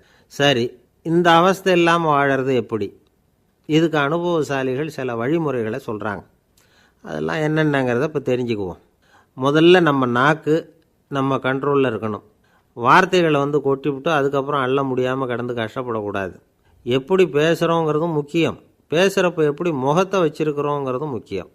அன்பாக பேசினாலும் நல்லாயிருக்கும். அப்படி பேசுகிறப்ப ஆதரவாக அவர் தோள் மேலே ஒரு கையை போட்டுக்கிட்டு பேசினா இன்னமும் நல்லாயிருக்கும். ரெண்டாவது விஷயம், இன்னொருத்தர்கிட்ட பேசுகிறப்போ வாக்குறுதிகளை அள்ளி வீசக்கூடாது. கொடுக்குற வாக்குறுதி குறைச்சலாக இருக்கணும். அப்படி கொடுத்த வாக்குறுதியை கண்டிப்பாக நிறைவேற்றணும். நாம் ஒருத்தரை பாராட்டுறோம் அல்லது அவரை பற்றி அபிப்பிராயம் சொல்கிறோம்னா அது ஆக்கப்பூர்வமாக இருக்கணும். நம்ம பாராட்டு அல்லது விமர்சனம் அடுத்தவருடைய முன்னேற்றத்துக்கு உதவுறது மாதிரி இருக்கணும். நாம் சொல்கிறத கேட்டுட்டு அவன் தலையில் கையை வச்சுட்டு உட்காந்துடக்கூடாது. எப்பவும் உற்சாகமாக இருக்கணும், முகம் அலர்ச்சியாக இருக்கணும். மனுஷன் இருந்தால் வருத்தம், கவலை, ஏமாற்றம் எல்லாம் இருக்க தான் செய்யும். அதெல்லாம் மனசில் இருக்கட்டும். அந்த வருத்தமும் கவலையும் ஏமாற்றமும் சேர்ந்துக்கிட்டு நம்ம முகத்தில் இருக்கிற மலர்ச்சியை மூடி மறைக்கிறதுக்கு நாம் இடம் கொடுத்துடக்கூடாது. எந்த விஷயத்தை பற்றி யாருக்கிட்ட பேசினாலும் வெளிப்படையாக பேசணும், திறந்த மனசோடு பேசணும், மூடி மறைச்சி முன்னு மூழ்கிக்கிட்டு இருக்கக்கூடாது. இன்னொருத்தர்கிட்ட பேசுகிறப்போ விவாதம் பண்ணுங்க, அது தப்பு இல்லை, ஆனால் வாதாடிக்கிட்டு இருக்கக்கூடாது. அதாவது என்ன சொல்கிறாங்கன்னா, டிஸ்கஸ் பண்ணலாம், ஆர்கியூ பண்ணக்கூடாதான். நம்மக்கிட்ட இருக்கிற நல்ல குணங்களை நாம் எடுத்து சொல்லிகிட்டு இருக்கக்கூடாது, அந்த நல்ல குணங்களே நம்மளை பற்றி எடுத்து சொல்லணும், அது மாதிரி நடந்துக்கணும். அதே மாதிரி அடுத்தவங்க கிட்ட உள்ள கெட்ட குணங்களை பற்றி அவசியம் இல்லாமல் நாம் பேச வேண்டியதில்லை. உங்களை பற்றி யாராவது தப்பாக பேசுகிறாங்களா, அப்படி அவங்க பேசுகிறதுல உண்மை இல்லையா அப்படின்னா அதை நீங்கள் பொருட்படுத்த வேண்டியதில்லை, விட்டுடலாம், அது தானாக போயிடும். ஒரு 4-5 பேரோட பேசிக்கிட்டு இருந்தீங்கன்னா எல்லாருக்கும் முக்கியத்துவம் கொடுங்க, யாரையும் அலட்சியப்படுத்தாதீங்க. தமாஷா பேசலாம், ஆனால் அவங்க தமாஷ் அடுத்தவங்களை கேலி பண்ணுறதா இருக்கக்கூடாது. நமக்கு கிடைக்க வேண்டியது கிடைக்கலையே அப்படிங்கிற தவிப்பு நம்மக்கிட்ட இருக்கக்கூடாது, அது தேவையில்லை. உங்கள் செயல்பாடுகள் தெளிவாக இருக்கட்டும், பாராட்டு தானாக அவங்கள தேடிட்டு வரும். இன்னொரு மனுஷனுடைய மனசில் கௌரவமான ஒரு இடத்த பிடிக்கணும்னா நாம் இந்த குணத்தையெல்லாம் நம்மக்கிட்ட வளர்த்துக்கணும். இதெல்லாம் அனுபவசாலிகள் சொல்லியிருக்கிற குறிப்புகள். இந்த குறிப்புகளை சரியாக புரிஞ்சுக்கணும், அது முக்கியம். தப்பாக புரிஞ்சுக்கிட்டா என்ன ஆகும் தெரியுமா? இதை கேளுங்க. ஒருத்தர் வந்தார், சார் அடுத்தவங்க தோள் மேலே கையை போட்டுக்கிட்டு அன்பாக பேசணும்னு சொன்னீங்க, அப்படி தான் பேசினேன், அவர் முதுகை கூட தட்டி கொடுத்தேன், என் வேலை போயிட்டுது சார், வீட்டுக்கு அனுப்பிச்சிட்டாங்க அப்படின்னார். யாருக்கிட்ட அப்படி பேசுனீங்கன்னு கேட்டோம். என் முதலாளிகிட்ட சார் அப்படிங்கிறார் ரொம்ப சோகமாக. ஒருத்தர் ரொம்பவும் மகிழ்ச்சியாக வந்துக்கிட்டு இருந்தார். என்ன விஷயம்னு விசாரித்தேன். நான் தோற்று போயிட்டேன், அதுதான் மனசுக்கு மகிழ்ச்சியாக இருக்குது அப்படின்னார். எனக்கு இது ரொம்ப ஆச்சரியமாக போச்சு. இந்த உலகத்தில் தோற்று போகிறவங்க யாரும் மகிழ்ச்சியாக இருக்கிறதில்ல. அப்படி இருக்கிறப்ப இவர் இப்படி சொல்கிறாரே, எங்கே தோற்று போனீங்கன்னு கேட்டேன். அதுக்கப்புறம் தான் அவர் விவரமாக சொன்னார். என்னோட 5 வயசு குழந்தையோட நான் விளையாடிக்கிட்டு இருந்தேன், அந்த விளையாட்டில் என் குழந்தை ஜெயிச்சு விட்டுது, நான் தோற்று போயிட்டேன் அப்படின்னார் ரொம்ப உற்சாகமாக. நான் யோசித்து பார்த்தேன். அதாவது நாம் சின்ன குழந்தையாக இருக்கிறப்போ எந்த விளையாட்டில் கலந்துக்கிட்டாலும் அதில் நாம் தான் ஜெயிக்கணும்னு ஒரு வெறி நமக்குள்ளே இருக்கும். நம்மளை எதிர்த்து விளையாடுறவர் நல்லவரா கெட்டவரா, பெரியவரா சின்னவரா அப்படிங்கிறதெல்லாம் முக்கியம் கிடையாது. அவர் தோற்று போகணும், நாம் ஜெயிக்கணும், அதுதான் முக்கியம். எதிரியை சந்தோஷப்படுத்த விளையாடுகிற கலை அப்போ நமக்கு தெரியறதில்ல. வாழ்க்கையில் ஒரு பக்குவம் வந்ததுக்கு அப்புறம் வெற்றி பெறணுங்கிற மன அழுத்தம் போயிடுது. போட்டியில் ஜெயிக்கணுங்கிறத விட குழந்தையை சந்தோஷப்படுத்தணுங்கிறது முக்கியமாக போச்சு. ஜெயிக்கணுங்கிற வெறி ஓடி போட்டுது. ஒரு குழந்தையாக இருந்தப்போ நம்ம வளர்ச்சிக்கு உதவிய வெறி பெரியவனானதுக்கு பிறகு நமக்கு எதிரியாக மாறுது. அதை சரியான சமயத்தில் நாம் புரிஞ்சுக்கிட்டோம்னா போதும், நாம் பொழைச்சிக்கலாம். ஒவ்வொரு மனுஷனுமே வாழ்க்கையோட அடுத்த கட்ட வளர்ச்சியில் அடி எடுத்து வைக்கிற நேரத்தில் தன்கிட்ட இருந்து ஏதோ ஒரு குணத்தை அல்லது தன் குணம் இருந்த ஏதோ ஒரு உறவை நாம் இழக்கத்தான் வேண்டியிருக்குது. ஒரு கட்டம் வரைக்கும் உதவியாக இருந்த குணம் அடுத்த கட்டத்துக்கு தடையாக கூட மாறிடலாம். இந்த பரிமாண மாற்றத்துக்கு உள்ளாகிற ஒவ்வொருத்தரும் பிரத்யட்சமாக இதை உணர்றாங்க. ஆனால் பல பேர் எப்படின்னா பழசை திறந்துவிட்டு புதிய கொள்கைகளை உருவாக்கிக்கிறதுக்கு இஷ்டம் இல்லாமல் இருந்துடுறாங்க, அல்லது அப்படி செய்ய முடியாமல் தவிக்கிறாங்க. இதையெல்லாம் மீறி அந்த பழசை திறந்துட்டா அதை இழந்ததால் உண்டாகிற மன அழுத்தம் சில காலத்துக்கு வருத்திக்கிட்டு தான் இருக்கும், வேறு வழி இல்லை. ஆரோக்கியமான ஒரு முன்னேற்றத்துக்காக அந்த மன அழுத்தத்தை தாங்கிக்கத்தான் வேணும் அப்படிங்கிறாரு அந்த உலக புகழ்பெற்ற மேதை ஒருத்தர், இந்த ஸ்காட் பெக் அப்படிங்கிறவர். பிறந்த நாள் முதல் இதுதான் சரி அப்படின்னு கற்பிக்கப்பட்டு வந்த ஒவ்வொரு தத்துவத்தையும் தங்களுடைய வளர்ச்சிக்கு தகுந்த மாதிரி மாற்றி அர்த்தப்படுத்தி கொள்ள முடியாமல் வாழ்க்கை சூழலில் அப்படியே அரைப்பட்டு தூளாகிறவர்கள் தான் ரொம்ப தவிக்கிறாங்களாம். இதுதான் அவருடைய கருத்து. பெரும்பாலும் மனிதர்களுடைய நடுத்தர வயசில், அதாவது 30 தாண்டுகிற சமயத்தில் தான் இந்த தவிப்பு உண்டாகுதான். இதை தான் மேற்கத்திய நாடுகளில் அடிக்கடி மிட் லைஃப் கிரைசிஸ் அப்படின்னு சொல்கிறாங்க. அப்பப்போ பழசையெல்லாம் தொலைச்சி விட்டு புதுசாக பிறக்கிறதுக்கு கற்றுக்கணும். ஒவ்வொரு நிமிஷத்தையும் அந்த நிமிஷத்துக்கு ஏற்ற சித்தாந்தம் கொண்டவர்களாக சந்திப்போம் அப்படிங்கிறார் அந்த உளவியல் நிபுணர். இப்படி பழகிக்கிட்டால் வாழ்க்கை இன்பமயம், இல்லைன்னா தவிப்பு மயம்தான். பழசை தொலைக்க முடியாதவர்களில் எத்தனையோ பேர் உண்டு, எத்தனையோ ரகம் உண்டு. அதில் வேடிக்கையான நண்பர்களும் உண்டு. ஒருத்தர் நண்பர் வீட்டுக்கு போனார். அவர் ஏதோ இனிப்பு பலகாரம் கொடுத்து சாப்பிட சொல்லியிருக்கிறாங்க அவங்க வீட்டில். இவர் சாப்பிட்டு பார்த்துட்டு சொன்னாராம், சார் 6 மாதத்துக்கு முன்னாடி ஒரு தடவை இங்கே வந்தேன், அப்போது ஒரு இனிப்பு பலகாரம் கொடுத்தீங்க, அது இதை விட நல்லா இருந்தது சார் அப்படின்னாராம். அப்போ செஞ்ச அதே இனிப்பு பலகாரம் தான் சார் இதுவும் அப்படின்னாராம் அவர். ஏங்க எங்கே போயிட்டு வரீங்க அப்படின்னு கேட்டேன், எனக்கு வேண்டப்பட்ட ஒருத்தரை பார்த்து. ஆஸ்பத்திரிக்குன்னார். எந்த ஆஸ்பத்திரிக்குன்னே? மாட்டு ஆஸ்பத்திரிக்குன்னார். என்ன விஷயம்னே?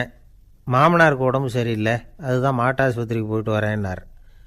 அட பாவி, அதுக்கு அந்த ஆஸ்பத்திரிக்கா போவாங்க அப்படின்னு ஆச்சரியமா.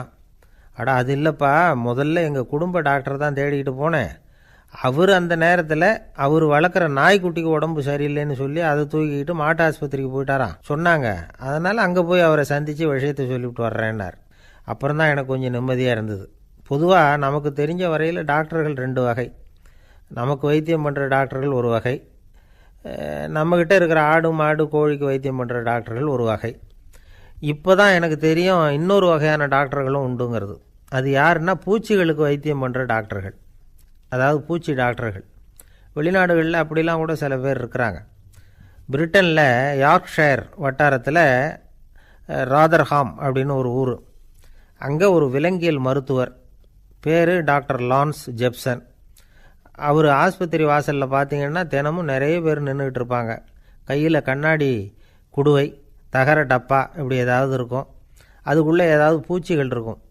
அதுக்கு வைத்தியம் பண்ணுறதுக்காக வந்தவங்க தான் அவங்கெல்லாம். சிலந்தி பூச்சி, பல்லி, தேளு, பாம்பு இப்படி ஏதாவது இருக்கும். பொழுதுபோக்காக சில பேர் நாய், பூனை, கிளி, மைனா, புறா இப்படி ஏதாவது வளர்க்குறாங்கல்ல, அது மாதிரி இப்போல்லாம் தேளு, பல்லி, பாம்பு, பூச்சி இதையெல்லாம் வளர்க்க ஆரம்பிச்சிட்டாங்களாம். இது ஒரு புது ஃபேஷன். இப்போ கூண்டுக்குள்ளே டப்பாக்குள்ளே போட்டு வளர்க்குறது, அதுக்கு ஏதாவது நோய் வந்துட்டுதுன்னா வைத்தியம் பண்ணுறதுக்கு டாக்டர்கிட்ட வந்துட வேண்டியது, இப்படி இந்த பழக்கம்லாம் நிறையா வந்துட்டுது. ரத்தம் உறிஞ்சிற அட்டைகள் கூட இவங்ககிட்ட வைத்தியத்துக்கு வருதான். சிலந்திகளில் செங்கால் சிலந்தின்னு ஒரு வகை. மத்திய அமெரிக்க காடுகளில் இது அதிகம். சிலந்திகள்லேயே ரொம்ப விலை உசந்தது இந்த ரகம்தான். கால்களில் சிவப்பு கோடுகள் இருக்கும். இந்த இனம் இப்போ குறைஞ்சிக்கிட்டே வர்றதுனால சர்வதேச விதிகளின்படி இவற்றின் ஏற்றுமதி இறக்குமதிக்கு தடை விதிக்கப்பட்டிருக்குது. அதனால் இதை வளர்க்குறவங்க வீட்டுக்குள்ளேயே இனவிருத்தி மூலமாக பெருக்கி விற்பனை பண்ணிட்டு வராங்களாம். அந்த வகை சிலந்திகள் தான் இப்போ வைத்தியத்துக்கு அதிகமாக வருதான். சரி, இதுக்கெல்லாம் எப்படி வைத்தியம் பண்ணுறாங்க? முதல்ல அதை குளிர்பதன பெட்டியின் வழுவழுப்பான சுவரில் விட்ட உடனே அதெல்லாம் மெதுவாக இறங்கி வரும். அப்போ அதன் நோயை கண்டுபிடிக்கிறது சுலபம். அப்புறம் அதுக்கு கிருமிகளை கொல்லக்கூடிய மருந்துகளையோ வலி நிவாரண மருந்துகளையோ கொடுப்பாங்க. கால் உடைஞ்ச சிலந்திகளுக்கு பசையை கொண்டு ஆப்ரேஷன் பண்ணுவாங்க. சில சிலந்திகளுக்கு உடைஞ்ச காலை எடுத்துட்டா புதிய கால் வளர்ந்துடும். சிலந்திகளை மனிதர்கள் கையில் எடுக்கிறப்போ அது பயந்து போய் கீழே குதிக்குது, அதனால் கால் உடஞ்சி விடுது, இல்லைன்னா வயிறு சேதமடையுது. அந்த நிலைமையில் வர்ற சிலந்திகளுக்கு மயக்க மருந்து கொடுத்து ஆப்ரேஷன்லாம் கூட பண்ணுறாங்களாம். பார்த்தீங்களா பூச்சிகளுக்கு வந்த வாழ்வே. நம்ம ஊர்லேயும் வீடுகளில் பூச்சிகள் வளர்க்குறது உண்டு. ஒருத்தர் வந்தார், எனக்கு 3000 கரப்பாம்பூச்சி அவசரமாக தேவைப்படுது, எங்கே கிடைக்கும்னு கேட்டார். கரப்பாம்பூச்சியா? அது என்னத்துக்குன்னு கேட்டோம். அது வேறு ஒன்றும் இல்லை, நான் குடியிருக்கிற வாடகை வீட்டை காலி பண்ண போகிறேன். வீட்டு சொந்தக்காரர் என்ன சொல்கிறாருன்னா, இந்த வீட்டுக்கு நான் குடி வந்தப்போ எப்படி இருந்ததோ அதே நிலைமையில் விட்டுட்டு போகணும்னு வீட்டுக்காரர் சொல்லியிருக்கிறார், அதனால தான் கேட்டேன் அப்படின்னார். ஒரு நண்பர் இருக்கார், எப்போ பார்த்தாலும் கையில் ஒரு புத்தகம் இருக்கும். புத்தகம் இல்லாமல் எங்கேயும் புறப்பட மாட்டார். எதுக்காக இப்படி எடுத்துகிட்டு போகிறீங்க அப்படின்னு கேட்டால், எனக்கு இது ஒரு நல்ல நண்பன் மாதிரி, இந்த காலத்தில் எங்கே போனாலும் காத்திருக்க வேண்டியிருக்கு, அது மாதிரி சமயத்தில் நான் நண்பன் கூட பேசிக்கிட்டு இருப்பேன் அப்படிம்பாரான். ஒருத்தர் ஒரு பெரிய அரச பதவியில் இருந்தார். அவர் பதவியிலேருந்து இறங்க வேண்டிய சூழ்நிலை. அரசு கொடுத்துருந்த வீட்டை விட்டுட்டு வெளியில் வர்றார். வரும்பொழுது 2 கையிலையும் 2 பெட்டியை எடுத்துகிட்டு வந்தாராம். சார், உங்களுடைய உடைமைகள் அப்படின்னு கேட்குறாங்க அங்கே இருந்த ஊழியர்கள். இவர் தன்னுடைய கையில் இருக்கிற பெட்டியை காட்டி, இதுதான் என்னுடைய சொத்து அப்படின்னாராம். ஒரு பெட்டியில் அவருடைய உடைகள், இன்னொரு பெட்டியில் அவர் விரும்பி படிக்கிற புத்தகங்கள், அவ்வளவுதான். இதுதான் இருந்துதான். புத்தகம் படிக்கிறது மனசுக்கு நல்லதுங்கிறது நமக்கு தெரியும். புத்தக வாசிப்பு உடம்புக்கும் நல்லதுங்கிறாங்க. அது நமக்கு ஆச்சரியமாக தான் இருக்குது.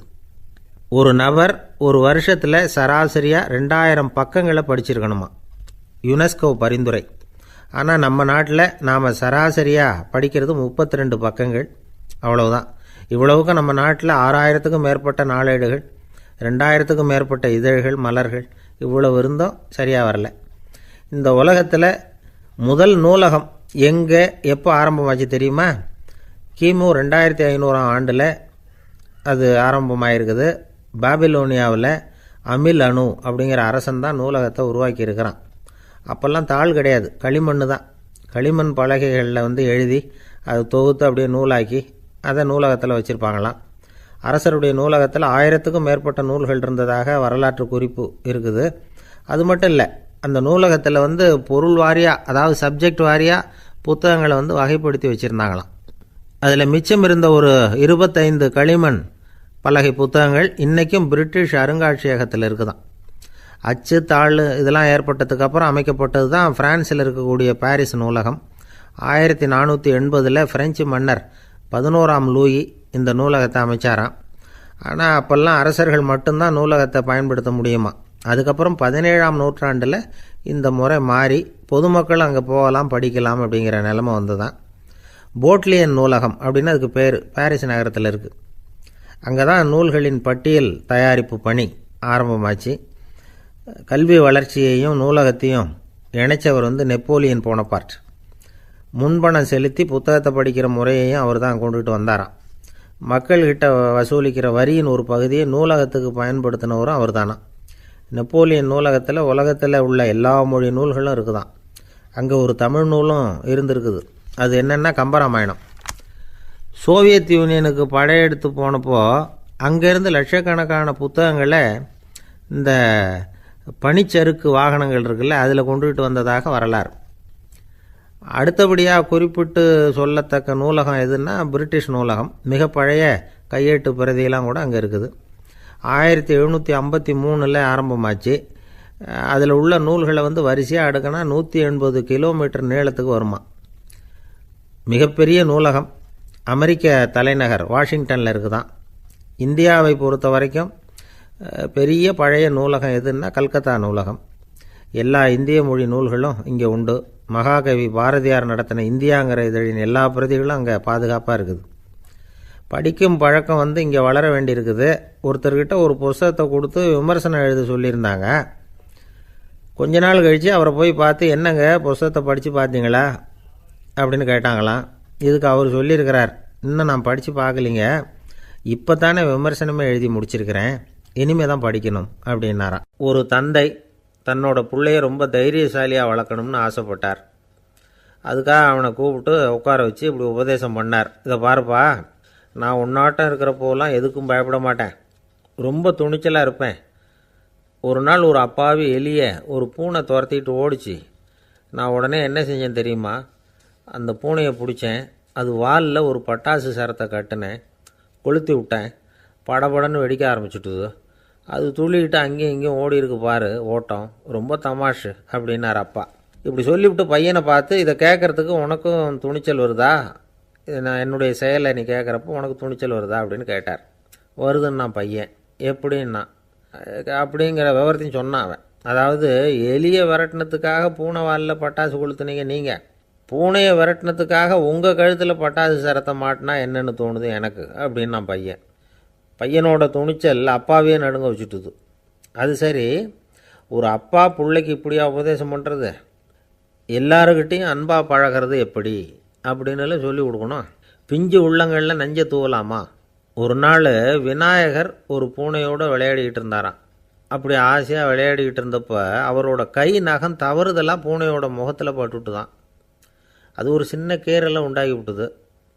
அப்பா அவர் அதை ஒரு பெருசாக நினைக்கல. கொஞ்ச நேரத்துக்கு அப்புறம் விநாயகர் வீட்டுக்கு வந்தார். அவங்க அம்மா பார்வதி தேவியை பார்த்தார். பார்வதி தேவி கன்னத்தில் விரலால் கீறினது மாதிரி ஒரு அடையாளம் இருந்தது. விநாயகருக்கு அதிர்ச்சி, ஆச்சரியம். நம்ம அம்மா இந்த உலகத்துக்கே தாயார், அப்பேற்பட்ட அவங்க முகத்திலேயே கீறலை உண்டாக்கக்கூடியவங்க யாராக இருக்க முடியும் அப்படின்னு யோசனை பண்ணார். தாயே, உன்னுடைய கன்னத்தில் இந்த வடு எப்படிம்மா ஏற்பட்டதுன்னு கேட்டார். குழந்தாய், இது நீ செஞ்ச காரியம்தான்ப்பா, உன்னுடைய கை நகம் கீறினதுனால ஏற்பட்ட வடு தான் இது அப்படின்னாங்க அவங்க. விநாயகர் திடுக்கிட்டு போட்டார். எப்படிம்மா அது? நான் எந்த காலத்துலேயும் ஒன்று அப்படி கீறினதாக எனக்கு நினைவு இல்லையே அப்படின்னார். இன்னைக்கு காலையில் ஒரு பூனையை கீறினதை நீ மறந்துட்டியா அப்படின்னாங்க அந்த அம்மா. விநாயகர் திகைச்சு போய் நின்னார். பார்வதி தேவி சொன்னாங்க, இதை பாருப்பா, இந்த உலகத்தில் இருக்கக்கூடிய எல்லா உயிர்கள்லேயும் நான் இருக்கிறேன். நான் தான் இந்த உலகமாக ஆகியிருக்கிறேன். ஆகையினால நீ யாரை துன்புறுத்தினாலும் அது உண்மையிலேயே என்ன துன்புறுத்தினதாக தான் வந்து முடியும் அப்படின்னாங்க. விநாயகர் மனசுக்குள்ளே ஒரு வெளிச்சம் ஏற்பட்டு தான். அதுக்கப்புறம் அவர் யாரையுமே கல்யாணம் பண்ணிக்காததுக்கு அதுதான் காரணமாக. இந்த உலகத்தில் எல்லாரையும், இங்கே இருக்கிற எல்லாத்தையும் தாயின் வடிவமாக அவர் பார்க்க ஆரம்பிச்சிட்டாராம். குருதேவர் ராமகிருஷ்ணர் இந்த கதையை எடுத்து சொல்லியிருக்கிறார். நபிகள் நாயகம் ஒரு தடவை ஒரு நாற்காலியில் உட்காந்து என்னமோ யோசனை பண்ணிகிட்டு இருந்திருக்கிறார். அப்போ அவரோட உடையில் ஒரு கீழ்ப்பகுதி தரையில் படிஞ்சு கிடந்திருக்குது. அங்கே விளையாடிக்கிட்டு இருந்த ஒரு பூனை அது மேலே வந்து படுத்து தூங்கி போச்சு. தொழுகை செய்ய வேண்டிய நேரம் வந்துட்டது. நபிகள் நாயகம் எழுந்திருக்க பார்த்தார். அப்போ தான் பூனை தன்னோட உடை மேலே படுத்து தூங்கிட்டு இருக்கிறது கண்ணில் படுது. பூனையோட தூக்கத்தை கலைக்க விரும்பல அவர். தன்னுடைய சகோதரியை கூப்பிட்டார். ஒரு கத்திரிக்கோல் எடுத்துகிட்டு வர சொன்னார். பூனை படுத்திருந்த உடைப்பகுதி மட்டும் இருக்குல்ல, அதை மட்டும் அதோட கத்திரிச்சு விட்டுட்டு அதுக்கப்புறம் அவர் எழுந்திரிச்சு தொழுகைக்கு போனாராம். அதாவது பிற உயிர்கள்கிட்ட எப்படி அன்பு காட்டணுங்கிறத பெரியவங்க எவ்வளவோ விதத்தில் நமக்கு எடுத்து காட்டியிருக்கிறாங்க. இருந்தாலும் எத்தனை பேர் மனசில் அதெல்லாம் உரைச்சிருக்குது. நாமளும் நம்ம ட்ரெஸ்ஸு மேலே ஒரு பூனை படுத்திருந்தா ஒரு கத்திரிக்கோலை தான் தேடுவோம், எடுத்துக்கிட்டு வர சொல்லுவோம். துணியை வெட்டுறதுக்கு பதிலாக இல்லை அதோட வாழை வெட்டினா என்ன அப்படின்னு தோணும். ஒரு ஆள் ரொம்ப பிரியமாக ஒரு பூனையை ஆற்றுல குளிப்பாட்டிக்கிட்டு இருந்தானா. எப்படி? அந்த பூனையை ஆற்று தண்ணியில் அமுக்கி அமுக்கி குளிப்பாட்டிக்கிட்டு இருக்கிறான். அந்த வழியாக போன பெரியவர் ஒருத்தர் இதை பார்த்தார். இதை பார்ப்பா, பூனையை அது மாதிரி ஆற்று தண்ணியில் அமுக்கி குளிப்பாட்டாத, மூச்சு திணறி செத்து போடும் அப்படின்னு அட்வைஸ் பண்ணார். நீ போய் அவன் வேலையை பார்த்துக்கிட்டு, எனக்கு எல்லாம் தெரியும்னா இவன். சரின்னு அவர் போயிட்டார். கொஞ்ச நேரம் கழித்து அவரே அந்த வழியாக திரும்பி வந்துக்கிட்டு இருந்தார். ஆற்றுல பூனையை குளிப்பாட்டிக்கிட்டு இருந்தவன் அழுதுகிட்டு உட்காந்துருக்கிறான். பக்கத்தில் அந்த பூனை செத்து கிடக்குது. இதை பார்த்தார் பெரியவர். நான் தான் அப்போவே சொன்னேனே அந்த பூனையை ஆற்றுல நினைக்காதேன்னு. அதை கேட்டிருந்தா